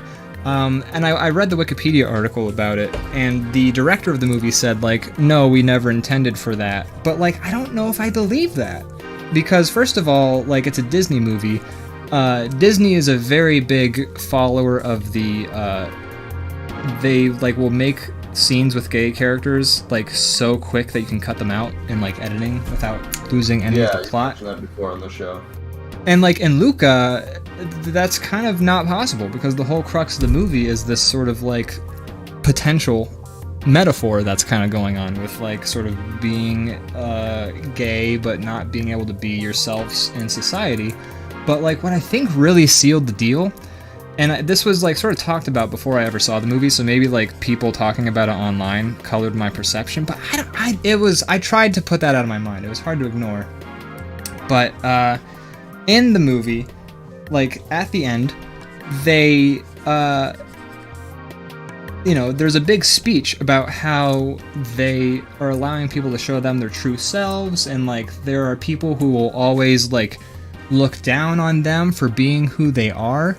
It's like a whole speech, and like the entire time it just felt like she was talking about like what it's like to have to like be gay in a society that doesn't accept you. And like I thought maybe I'm over reading into it too much, but then like during that speech there's a moment where there's two elderly women, and they hold hands, and then let the rain go on them, and then reveal themselves to be mermaids too. Yeah, and it's two like women, and it's a great moment, but it all just feels like it's it's a metaphor, and that's they're not, cool. like you said, they just don't feel like they should say it for Disney reasons. Like I feel like if the director were to come out and say, "Oh yeah, it's all an allegory for being gay," Disney would have shut that movie right the fuck down, I think. But yeah, so maybe. The director is saying, "No, I didn't," and I have no proof. I can't. But that's just, it was hard for me to. I tried very hard to not read those vibes because the director said they weren't there, and I was like, I'll believe the director, but I don't know. There's still death of the artist. You're allowed to interpret That's true. Film in the way that you do. Very true. So yeah, I mean it was just hard to ignore in that movie. And like Luca, or when Luca meets like the girl character, Antonio. I'm just gonna call him Antonio, because I feel like I've heard him say that way in my brain. When Antonio sees that Luca's hanging out with the girl, Antonio gets very jealous, which you can read as he's jealous that Luca's found another friend. Yeah. But you can also read it as he's jealous because now Luca has found. Luca might not have the same feelings that Antonio does, because Luca's hanging out with a girl. I don't know. All of this is purely conjecture. It was just, these were all metaphors that seemed to be very present in the movie, and I had a hard time not seeing these. Alberto. So you were close with Antonio. Alberto. Yeah, it was pretty close. It was A. Is it a no? Yeah. So that was just my thoughts on Luca. I loved it though. I thought it was a great movie. Yeah. Which one did you like better? Encanto or Luca? Yeah. I want to say, God, Luca wasn't a musical. That gives it the points. No, but I don't know. I think I might like Encanto more. Okay, cool. I'm not sure. That makes me want to see it even more, because I enjoyed Luca quite a bit. Yeah, I think if you liked Luca, you'll at least like Encanto enough Sure, that you like won't. Encanto. I'm pretty like basic when it comes to, like, I don't know, Disney movies. I like, even if they're not like something I'm like see again ever, they're at least usually always fairly enjoyable. Yeah, you know, absolutely. The animated movies. What's your favorite? I want to say Pixar or Disney, but like they're kind of both the same at this point. Favorite Disney movie might be, if we're separating the two. Can we? Well, I feel like there needs to be a third degree of separation. What's your favorite 2D and then favorite 3D Disney movie? Because those are also two. Okay. I feel like I need a list in front of me. I would say 2D. My favorite might be Lion King. I don't know. I think that was going to be my answer too. Actually, yeah. I think Lion King is just their best movie. Aladdin's real good. Aladdin's great. Great. Yeah, I think that's my favorite 2D. Favorite 3D. That's not Pixar. Or just, let's see, 3D. Favorite 3D Disney and then 3D Pixar, I guess. Shrek. No. See, I need like a list in front of me. I'm gonna look real quick. I really liked Big Hero 6. I thought that was a good one. I don't know if that's my favorite, but I'm just trying to think of ones. I thought that was DreamWorks. I don't think so, because it's Marvel. Oh. Is it really? Yeah. Holy shit. Kind of like a not as popular source material, but my favorite animated Disney movie is the 3D animated Lion King. The movie just bums me out. I haven't seen it, but it seems visually it seems plain. Well, while you look, not to distract you, while you look, I'm just going to read some of the chats. Znewts says that Jungle Book, Moana, and The Incredibles, and honestly, I do agree with Moana and The Incredibles as being my favorite Pixar and 3D Yeah. Disney movie. Those are both two of my my favorites of those two particular things. I don't Favorite- know if Moana's my favorite, but it's good. Not to cut It's you off. pretty dang good. Yeah. I love Moana. I feel like there's gotta be something else. I like Tangled a lot. I thought that was a good one. I've never seen Tangled. Pretty solid. been- I thought. I've had a friend compare me to the one main character. Oh yeah, I could see that. Which I was like, man, if I ever go to a con, like another convention, I might cosplay as him just to see, like, There you go. what if I could, like, because it would be a costume. Apparently, if I look like the guy enough, it's a costume I can pull off. I'm not like a cosplay guy anyway, so sorry. Go on. Yeah, Moana, Tangled, Big Hero 6. It's probably one of those three. Maybe, Okay. maybe it is Moana. It might be Moana actually. Moana's so good though. That was good. I think Moana might be one of my favorites because the songs are good, but there's also like 3 songs in the whole movie. Yeah, and then favorite Pixar movie. It might be Incredibles. I loved Wall-E a lot. Watch that one. Wally's really good. I like the Toy Story movies, but I almost have to feel like they're a unit. 3. You have to. Well, now they're 4. It's hard to just pick one. Well, yeah, but I didn't like that one. You didn't like the 4th? I wasn't crazy about it. I've Granted, heard. I watched it playing, so maybe that's not the best Oh yeah. environment to actually enjoy something. Hmm. It felt a little unnecessary to me. Maybe I just liked how the other one ended, and I thought 3. I haven't seen 4, so I can't speak or anything like that. But I've heard a lot of people say that they actually really enjoyed 4. But I also thought that 3 ended so perfectly, like there wasn't really a reason to follow it up. yeah, they kind of wrap things up in 4 in a way that kind of answers the question of like, oh shit, are they gonna have to go through this whole thing again when the next kid's old? You know, Oh, interesting. Okay. like they kind of come up with a real like ending for I guess that's the fair. toys. That's not just like, all right, now you go back to an attic again, and then hopefully it ends as heartwarming as the first time, and you don't get melted at a dump. I guess that's fair. I guess I hadn't thought about it that way. But you're right. Like eventually, like you would think like those toys would like degrade, like the plastic would degrade, or they would get broken. Oh yeah, I didn't think about that aspect too. But yeah, I mean, yeah, something. Some more in the chat. Bell Rocket said Princess and the Frog and Toy Story 3. Yeah, Toy Story 3 is really good. Toy I Story love 3 is Princess and the so Frog, funny. too. Got I some thought really Princess- good music. Princess and the Frog was great. The music was also like the Princess and the Frog was a movie where I did not enjoy them. I did not hate the musical interludes. Like the musical interludes didn't bug me. Princess and the Frog. Bell Was Rocket really... says Snow White is great. Oh wait, I skipped one. Big Opossum, Pinocchio, and Snow White and the Seven Dwarfs both are wild. Yeah, they're True. crazy movies. Yeah, Pinocchio's. I've seen Pinocchio more recently than I have, I think, a lot of other Disney movies. That movie's fucking crazy. It's nuts. It's absolutely nuts. But That movie yeah, goes it's great. places. And it's beautiful too. Like that one and Bambi are both like really impressive. Like when it comes to the how it was created. Yeah, a lot of, absolutely. A lot of painted, like a lot of paintings like is being used, and that's got to take so goddamn long. I can't even. I was actually talking with Bagel Possum's husband recently, and he brought up the art and like the backgrounds for 101 Dalmatians, and sort of linked me to an article, like a Blogspot article, kind of showcasing the backgrounds and like the compositional like work. Like specifically, we're talking about like artistic composition.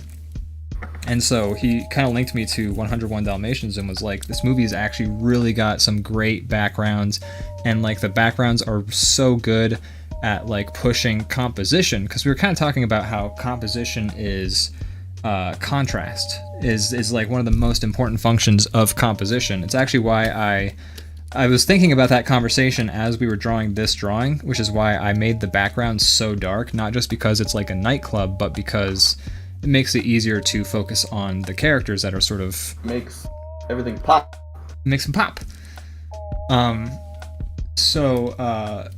You know, Logistically, it's hard to believe that those movies are even possible.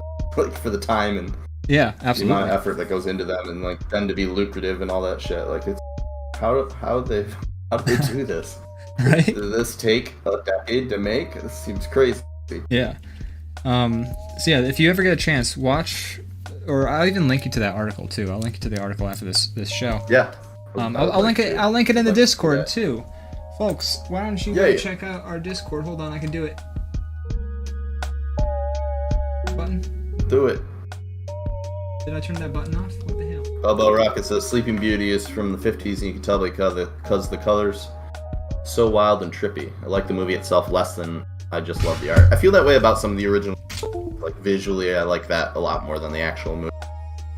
For some of those real old ones, like Pinocchio, I guess because it's so batshit. I'm not sure I'm that wild about the like actual story, but visually, it's pretty amazing. You having issues over there? Oh, my my button that just posts the Discord into the chat is not working.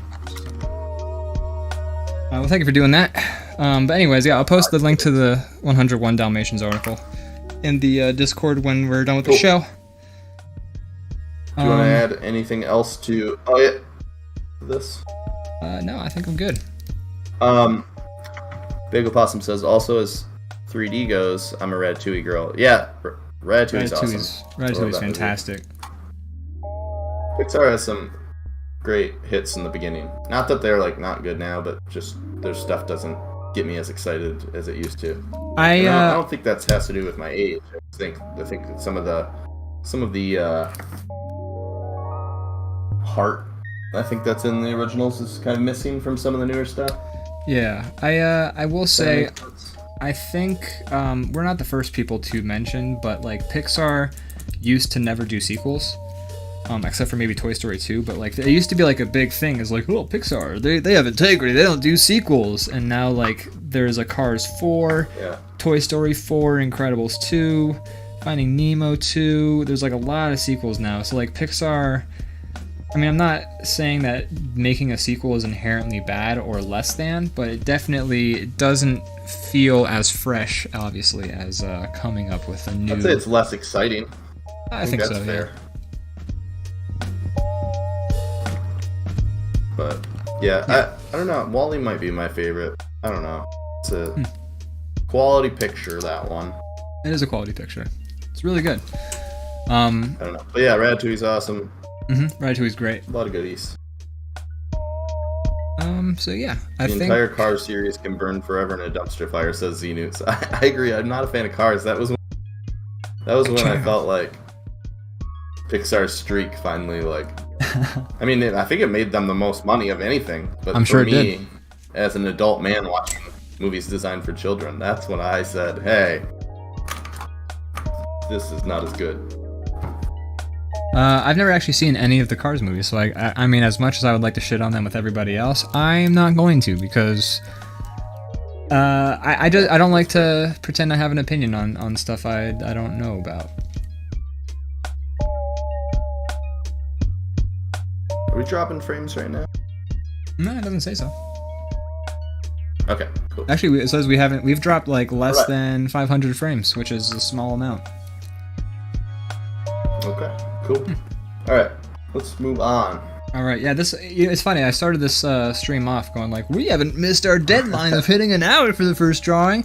Let's do some push-ups. I've been thinking about that for the last half hour, but it's alright. I blame the push-ups, honestly. I think that was our fault. It's the push-ups' fault. We'll never do those again. Canceled from the show. No more push-ups, folks. Push-up hour. We'll make it a channel point reward. You have to pay us bits to do push-ups from now on. Bobo Rocket says, yeah, anthro vehicles are a little hard to get on board with. Would they be described as anthropomorphic? What's the actual description there? Is it just... humanized. They have eyes. Non-human objects made to have... wheels with, like, little arms. Yeah, no, they're anthropomorphized. Okay, I didn't know if I had to have, like, a human figure, like... Nah, like, it's... That's what I'm gonna draw the anthropomorphic car in the visual art I'm having. Yeah, let's draw the horrible Cars monstrosities. But the main thing about anthropomorphization is that the cars have human emotions. That's what true anthropomorphization is. Matt Marblow is our new best friend. Thank you so much, Matt Marblow. That's the person who linked me to the 101 Dalmatians thing I was just talking about. So. Oh, that's awesome. Yeah, thank you so much for joining us. I was just talking about that article you linked me to about. Well, yeah, I just said it, but thanks so much for joining us. I appreciate it. Boy, you say failed. Drawn some failed card character designs. Yeah. Feel free to join us in drawing that and post them in the Discord. We will show them on the stream. Yeah. Oh man, I'm trying to figure out how to make this as horrifying as possible. I have one idea, and I think everybody has kind of the same idea at the moment. Belbo Rocket just said anatomically correct card, please, and that is kind of the direction I'm planning on going. We'll need a picture of Lightning McQueen to go off of. Should we do a split down the middle where we don't see what each other's interpretation is, sort of like a rock paper pencil, or should we turn this into a rock paper pencil? We could. We're like two steps away I had a couple from. ideas. Well, we don't have to make it. Let's do it. Okay, cool. I'll move this down. We can just real quick draw the rock paper pencil logo. Woo.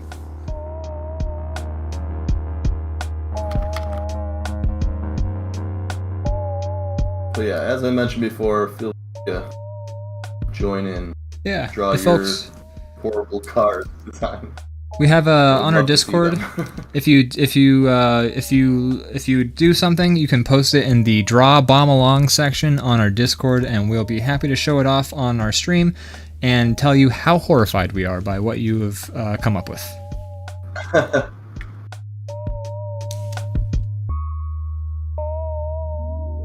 All right, let's see here. Okay, I'm gonna make Brenton 1, 2, and 3 invisible.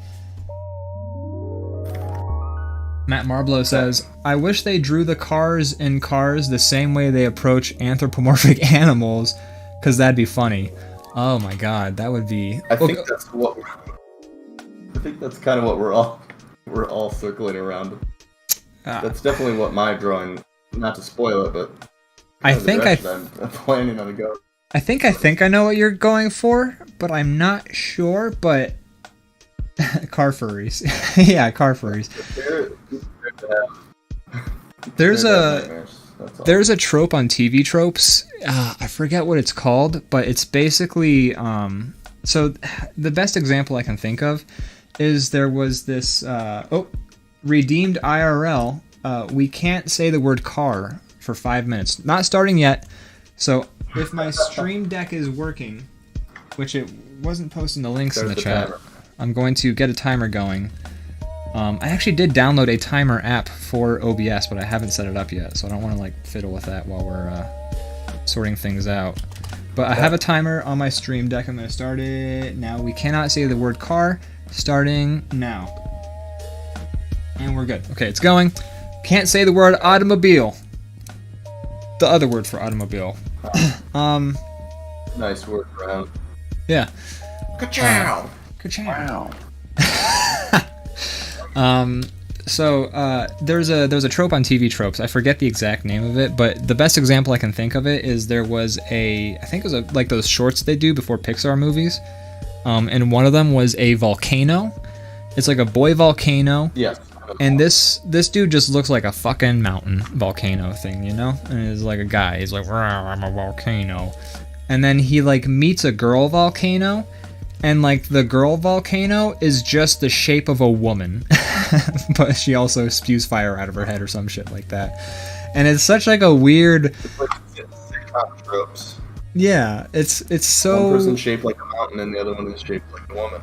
And it's always like the woman is shaped like it's like if there's like a movie and one it's like if there's two tigers and like the one tiger is the male tiger, he'll look like a tiger, but if it's like a woman tiger, all of a sudden the female tiger has like eyelashes and like a bump where their like breasts would be and lipstick or something like that. It's like a weird, like, why are we pushing the design more? Like, do we have to be like physically reminded like, oh, it's a woman? Like, we know it's a woman. Like, you don't have to make it like attractive, I guess. And obviously a male version just looks like the base thing. Yeah, male as default character design. That's a great way to put it, Matt Marblow.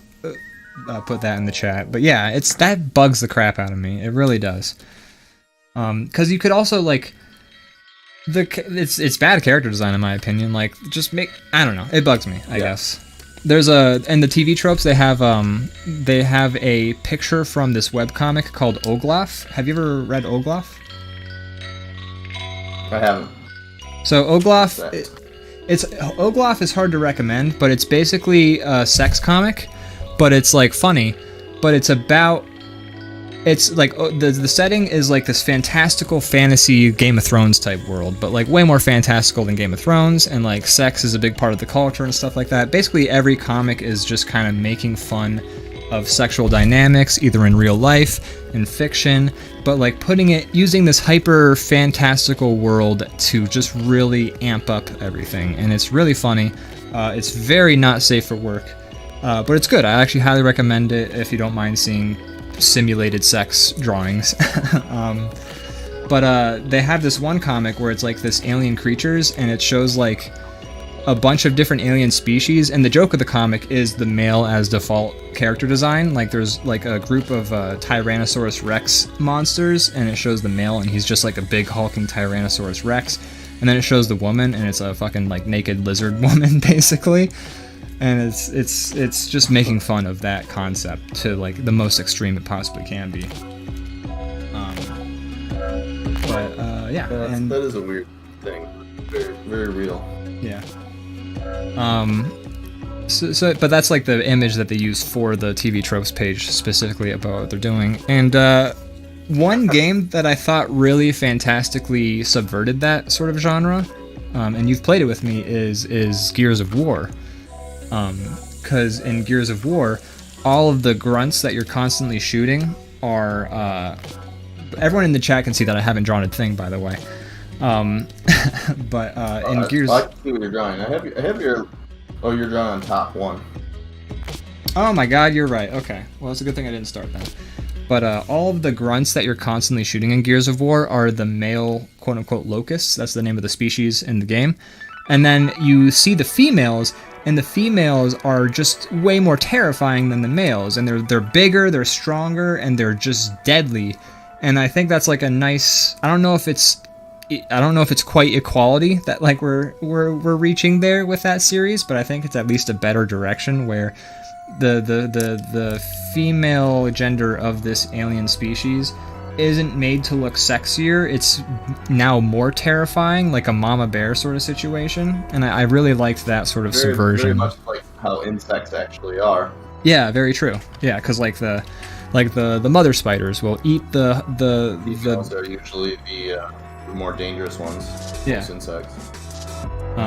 So I thought Gears of War had like a really nice... Like, Gears of War, by the way, the game you would least expect to subvert this trope, because you're just big muscle men, like you're a giant muscle. Oh! We can talk about cars again. What's that noise? That's my timer going off. Dying to say cars. Cars! Cow! What was the last one we played? 4. We played 4. That one is for the human characters. Don't really do the thing you're saying though, because all the characters still look like mountains, and then the one girl character is like the only one shaped like a human. Yeah. Although there are like big muscly women in that game too. Yeah, Gears of War is hard. I've always gotten the sense that maybe like the armor is a lot of the bulk, but I'm not sure. But it's also, you see Phoenix, the main character of Marcus Phoenix, the main character of the games, in like a lab coat, and he's just a big muscle. So yeah, I think you're right. They do sort of still not exactly hit the mark in that aspect. Yeah, I don't know. The main character in Gears of War 4, like the dude character, he's more normally sized though. I think I remember correctly, right? Like in Gears of War 4, you play Marcus Phoenix's son. He's pretty much. He's built like a brick shit house too. Is he built like a brick shit house? I remember him being not as ridiculous proportions as Marcus Phoenix, but still being pretty. I mean, he comes from the same genetics as Marcus Phoenix. Had a head. Yeah. Just real quick, I want to catch up on the chat, and I'll eventually draw my drawing. I'm so sorry. Is Olaf still running? I haven't thought about it in years. I believe it is still running. One thing that actually, just to go on another tangent, I'm so sorry. Go for it. One thing that bugs me about Olaf is they did have an ongoing story arc with a main character that they would occasionally just like go back to. Like it's a lot of like sort of offshoot, one-off stories, kind of doing. It's like almost a gag a week comic, but like involving sex, and sometimes not even sex, just involving this ridiculous fantasy world. It's not like 100% about sex. It's just 95% about sex. But they occasionally have the storyline about this apprentice to this horrible like queen of the land. And he's like unfuckable or whatever, and like it's just like him just trying to survive this wacky world and like doing a terrible job at it, where the rules just seem to constantly change. And then at one point in the comic he dies and they bury him, but they also say like, oh, he's not actually dead, he's just like magically in a coma or something like that. And that was like 10 years ago, and then he's just never brought back in the comic again, so he might as well be dead. And then which was a shame, because he was kind of an emotional center to a lot of what was happening in that comic. But I guess they just wanted to go a different direction, but that's fine. But yeah, so Olaf, still ongoing, still funny. I checked it out recently at some point. But yeah, it's still very much just a gag a week comic in this fantasy world, sometimes involving sex. Xenu says, or at least makes the locust cool like an actual species because of the sexual dimorphism. Yeah, the dimorphism is kind of a neat effect that they do. And then Bell Rocket says, laughing my ass off, Ian just completely circumvented the ban by getting off on a total tangent, and yeah. I actually forgot that we had a ban going while I was on my tangent, but you know, I go off on tangents a lot. I have opinions. You do, but that's alright. I feel like that's part of what the show is. It's just chatting. Yeah, and talking about art, I think, like, you know, as long as we're talking about art or like sort of in the realm of the creative field, we're not completely like doing a terrible tangent, because we're sort of giving insight into like the creative mind. I don't know. Matt Marblow says, I have a male as default parody that I did a few years ago. Where can I post it? You could post it in our Discord if you'd like, and we can show it. Let's see if this button works yet. Alright, but I'll just hit the button there. You can post it in our Discord, or you can private message it to me if you don't want to have another Discord server on your list. But yeah, we'd be happy to show it off. I'm always happy to see a parody of subjects that really bother me in fiction. So I know we're supposed to be drawing failed cars designs, but I feel like mine is a huge success so far. I'm so happy to hear that. I can't wait to find out what you've done. I don't know what you were, like you said, like I think we have the same idea in mind, but I'm not sure. I have a different thought when you say like a anatomically correct, you know, Cars character. Yeah. See what nightmare fuel you come.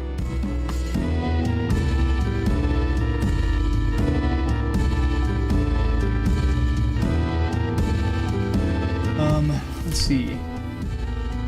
see. KK, I just posted it in the DrawBomb along. Awesome. I can't wait to show that on the screen. Bell Rocket says, I didn't mean it was terrible. I just completely forgot about the ban until it was over. Sorry, I think that came... No, I didn't come across wrong. I also completely forgot about the ban while I was going off my tangent. It was just very convenient that it worked out that way. Convenient in that nothing about your tangent had any cars. Yeah. I love that ban feature though. It's a really good way to get us like off of our, you know, knock us off balance. Matt Marblow also says, I'd watch this Lightning McQueen movie. I assume he's talking about the one that's an actually finished drawing, I assume. And I will say I probably would watch it as well. Having not seen any sliver of what you're drawing, I would probably watch it. Over Cars, at least. I would say, an artistic success. That's how I would describe what's happening. I was able to take an image in my mind's eye and realize it for me and the audience. Yeah, I just feeling good about this. It's horrible. I bet you they can sell a lot of toys with this. I'm so curious what you've drawn.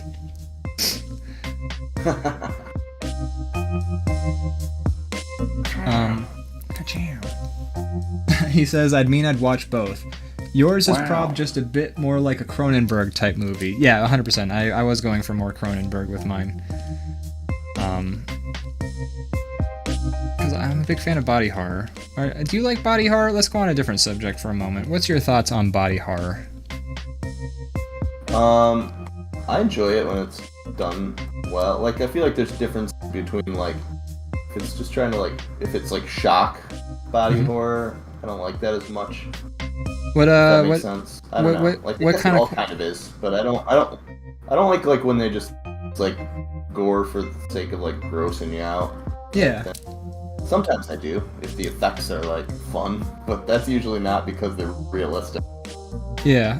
You know how we watched, I don't know, like, I got fatigued with, like, the Saw movies because they're just, like... Yeah. Dumb and just gross for the sake of being gross. Well, later in the thing. The Saw movies don't actually really count, I think, as body horror. They're just violence and gore and stuff. But like body horror is like well, I guess that's what I would say. No, yeah, like that's like splatter porn. I call that splatter porn. It's like, you know, just like gore and like the scariness is like, ugh, isn't this gross? But no, body horror is like you have like the Dead Space series where you have this alien virus that forces your body to contort into like these awful shapes. Like you still look like a human, but now your limbs are like all like unnatural and like the body's been shaped into something it shouldn't be, you know? Like the fly. I do like that because it tends to be very creative. Yeah. Done. And also, I feel like a lot of times, if you're talking movies, it's usually a lot of like good traditional effects to pull it off that I have found, and I always think that. Yeah, like The Fly is a classic example. Yeah, I like it. Yeah.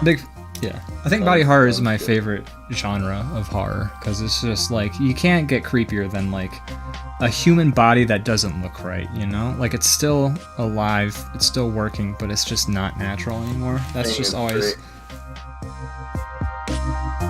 Zenut says you're gonna hate mine too. Oh God. I can't wait to see it. Delbo Rock. Along Zenuts. Yeah, thank you so much for both of you. Delbo Rocka says, I imagine Brandon's car runs like Sonic with just a little circle spiny legs. And Bagel Possum says, I've developed a great appreciation for body horror over the years. Yeah, for sure. It's definitely a genre that I think it doesn't get as much love, but like the people like it's like a niche genre almost. I feel like you get a lot of body horror from like people who are big fans of it, but like outside those circles you're not going to see that sort of genre. It's going to be more like serial killer or home invasion movie or blah kind of horror.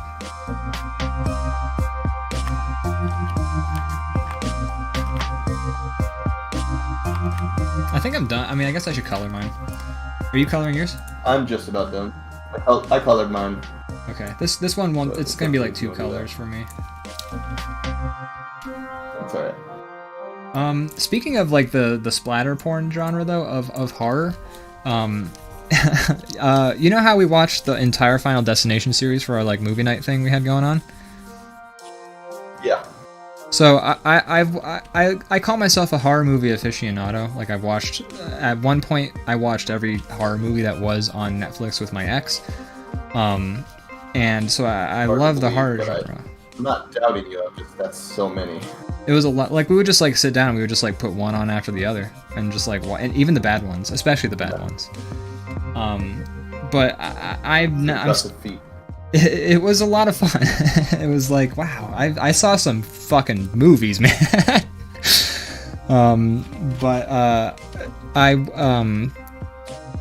I've never been a big fan of the gore. Like in movies, like if it was gore, I would be like kind of like blur my eyes or like kind of like. And so when we started watching the Final Destination movies, I was actually a little apprehensive. Not gonna lie, I was like cool with it. Like I don't think I objected at all. But when you guys were like, oh, let's watch Final Destination, I was kind of like mentally, I was just kind of like, oh, I hope I have the stomach for this, because these are like, the point of these movies is that they're like gory, violent deaths. And you know what? I had a lot of fun watching those movies with you guys. So, I hate gore when it's like, there's a difference between, like, I don't know, like, I like some gratuitous violence. Sometimes it's like fun over the top, but I don't like it when like its sole purpose is to gross you out. Like I could never watch the Hostel movies. Were just like disgusting. Yeah, I could never watch. Disgusting for the sake of you watching it, being like, what the fuck? Like that's what they were going for, was that reaction. Yeah. I don't like that. Not a fan.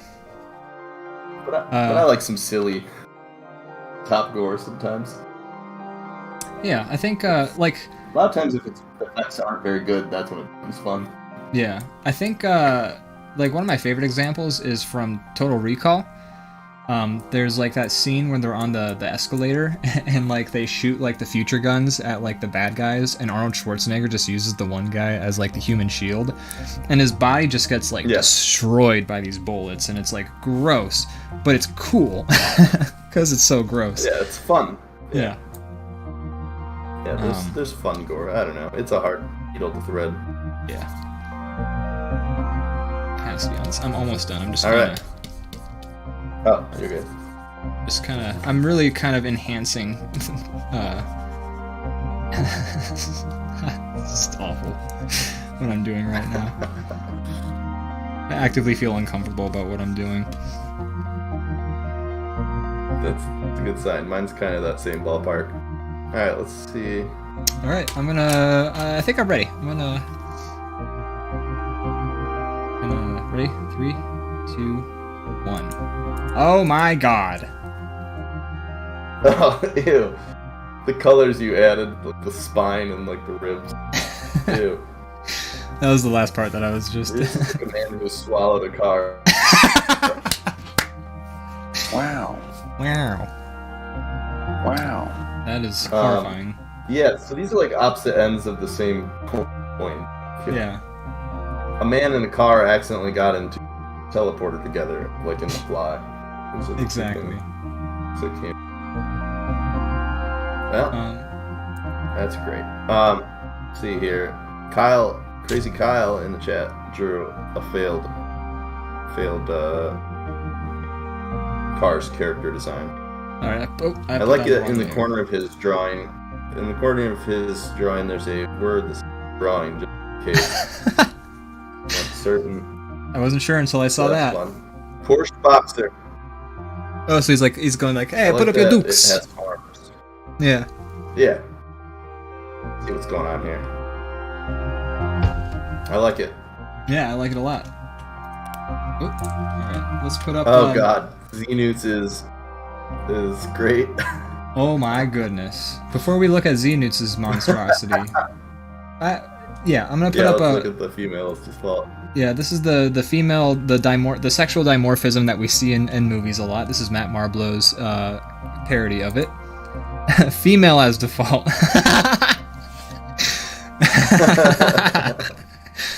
That's hilarious and so perfect. Everything about that. Yeah. That's beautiful. I love that. I think the part that really sells it is the need pants to show crotch bulb to confirm character is male. Like A1 parody right there. I mean, they do the equivalent. They do. Like they always give the boob bulge. Female tiger boobs. Like, why would you do that? Not necessary. This is perfect. And I love how, like, you don't mention it, but there's a mustache there, too, because you have to know. It's like giving the girl characters eyelashes, you know? It's like you have to have the mustache. How would I know it's a male otherwise? Jeez. I would love to see this, like, a full movie where they're, like, doing this. And, like, they never mention it. Like, it's not the point of the movie, but it kind of is. But, like, it's, like, a different plot. But, like, the whole time it's just this dynamic going on. I would applaud a movie that did that. Alright, now let's see. Xenut's monstrosity. Alright. Are you posting it? He found a third way to do the same thing that we both did. And I like that. Woo! My god. I thought you were gonna give your car breasts. That's what. Oh no. Okay. But I mean, I was gonna give it more of a body, but then I just decided to just do the arms and the legs. But I like the hands and the feet. I like it. I like the eyeballs are terrifying, but like it makes sense because like in cars the windshields are giant eyeballs. It's good. Yeah. I like it. That's horrifying. You've horrified us. You've truly succeeded in what you were trying to do. Yeah. You made the scariest one, I think. I will say, the thing I like about yours, Brandon, is that it's a little thirsty. Like, you could tell that whoever designed that Lightning McQueen wanted to fuck that car. It was a green M&M, you know? Well, I didn't give him any footwear, so I don't know how you know that he's supposed to be sexy. Yeah. Without sexy boots. How would you know? How would you know it was a man if you didn't have big biceps? Xenut says, glad to give you nightmares. Leviathan Den says, Xenut's drawing looks like his character slogan is, I have speed. Yeah, that car's on speed. Bagel Puzzle says they're going to be right but back. Yeah. There's a couple more comments. Take the dog for a walk. Matt Marblow earlier said the mustache for his drawing is the eyelash of the upper lip, which, correct. It is a good allegory, or what's the word? The M&Ms are a pretty good example of the whole sexual male by dimorphism default thing. Yeah. Like, oh, we can't have just circles with a face. We can't just have a girl M&M. Straight circles with a face, and then the female one. Yeah. We gotta make it have sexy boots. Everyone, we've talked about the green M&M. We talked about that a number of times. Yeah, but one thing we never brought up, I think, was the brown M&M, which they did the same thing with, but I didn't know about it. Oh yeah, they did a brown M&M, but like they made it worse because M&Ms are chocolate on the inside. They look brown when you open them up. So whenever they did an advertisement for the brown M&M, they made it like she was naked because she's brown. She's like, ooh, aren't I naked? And it's like, gross. So wait, so their shells are skin? Yes. Or like clothes, I mean? I guess. Shells are like clothes? That's what the brown M&M invited into the canon. Skin, you're not naked underneath. Or maybe the chocolate is their skin. The color candy wrapping candy coating is their clothing. But their eyes come out of the coating. So, haven't you ever seen like a person wear glasses or a hat?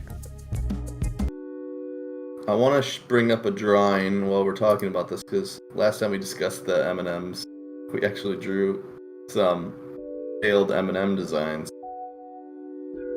Zach says, at least they didn't make the brown M&M a black guy. No, they made her a black woman, actually, so you're, they did make her a black woman. Like, I think they had her voiced by a black woman, so they still did the thing you are thankful they didn't do. Captain Chibi also earlier said, there's not a whole lot of disturbing imagery, it's implied, but there is one specific ending that's also a huge... What are we talking about? I think we're talking about a game. Oh, Lily's Well. I actually downloaded that. I have that downloaded on my computer right now. Lily's Well. It's like a horror game, I guess. I'm not going to read what Captain Chibi said again because I don't want to spoil myself. I want to get spooked. Alright. Post this drawing in here.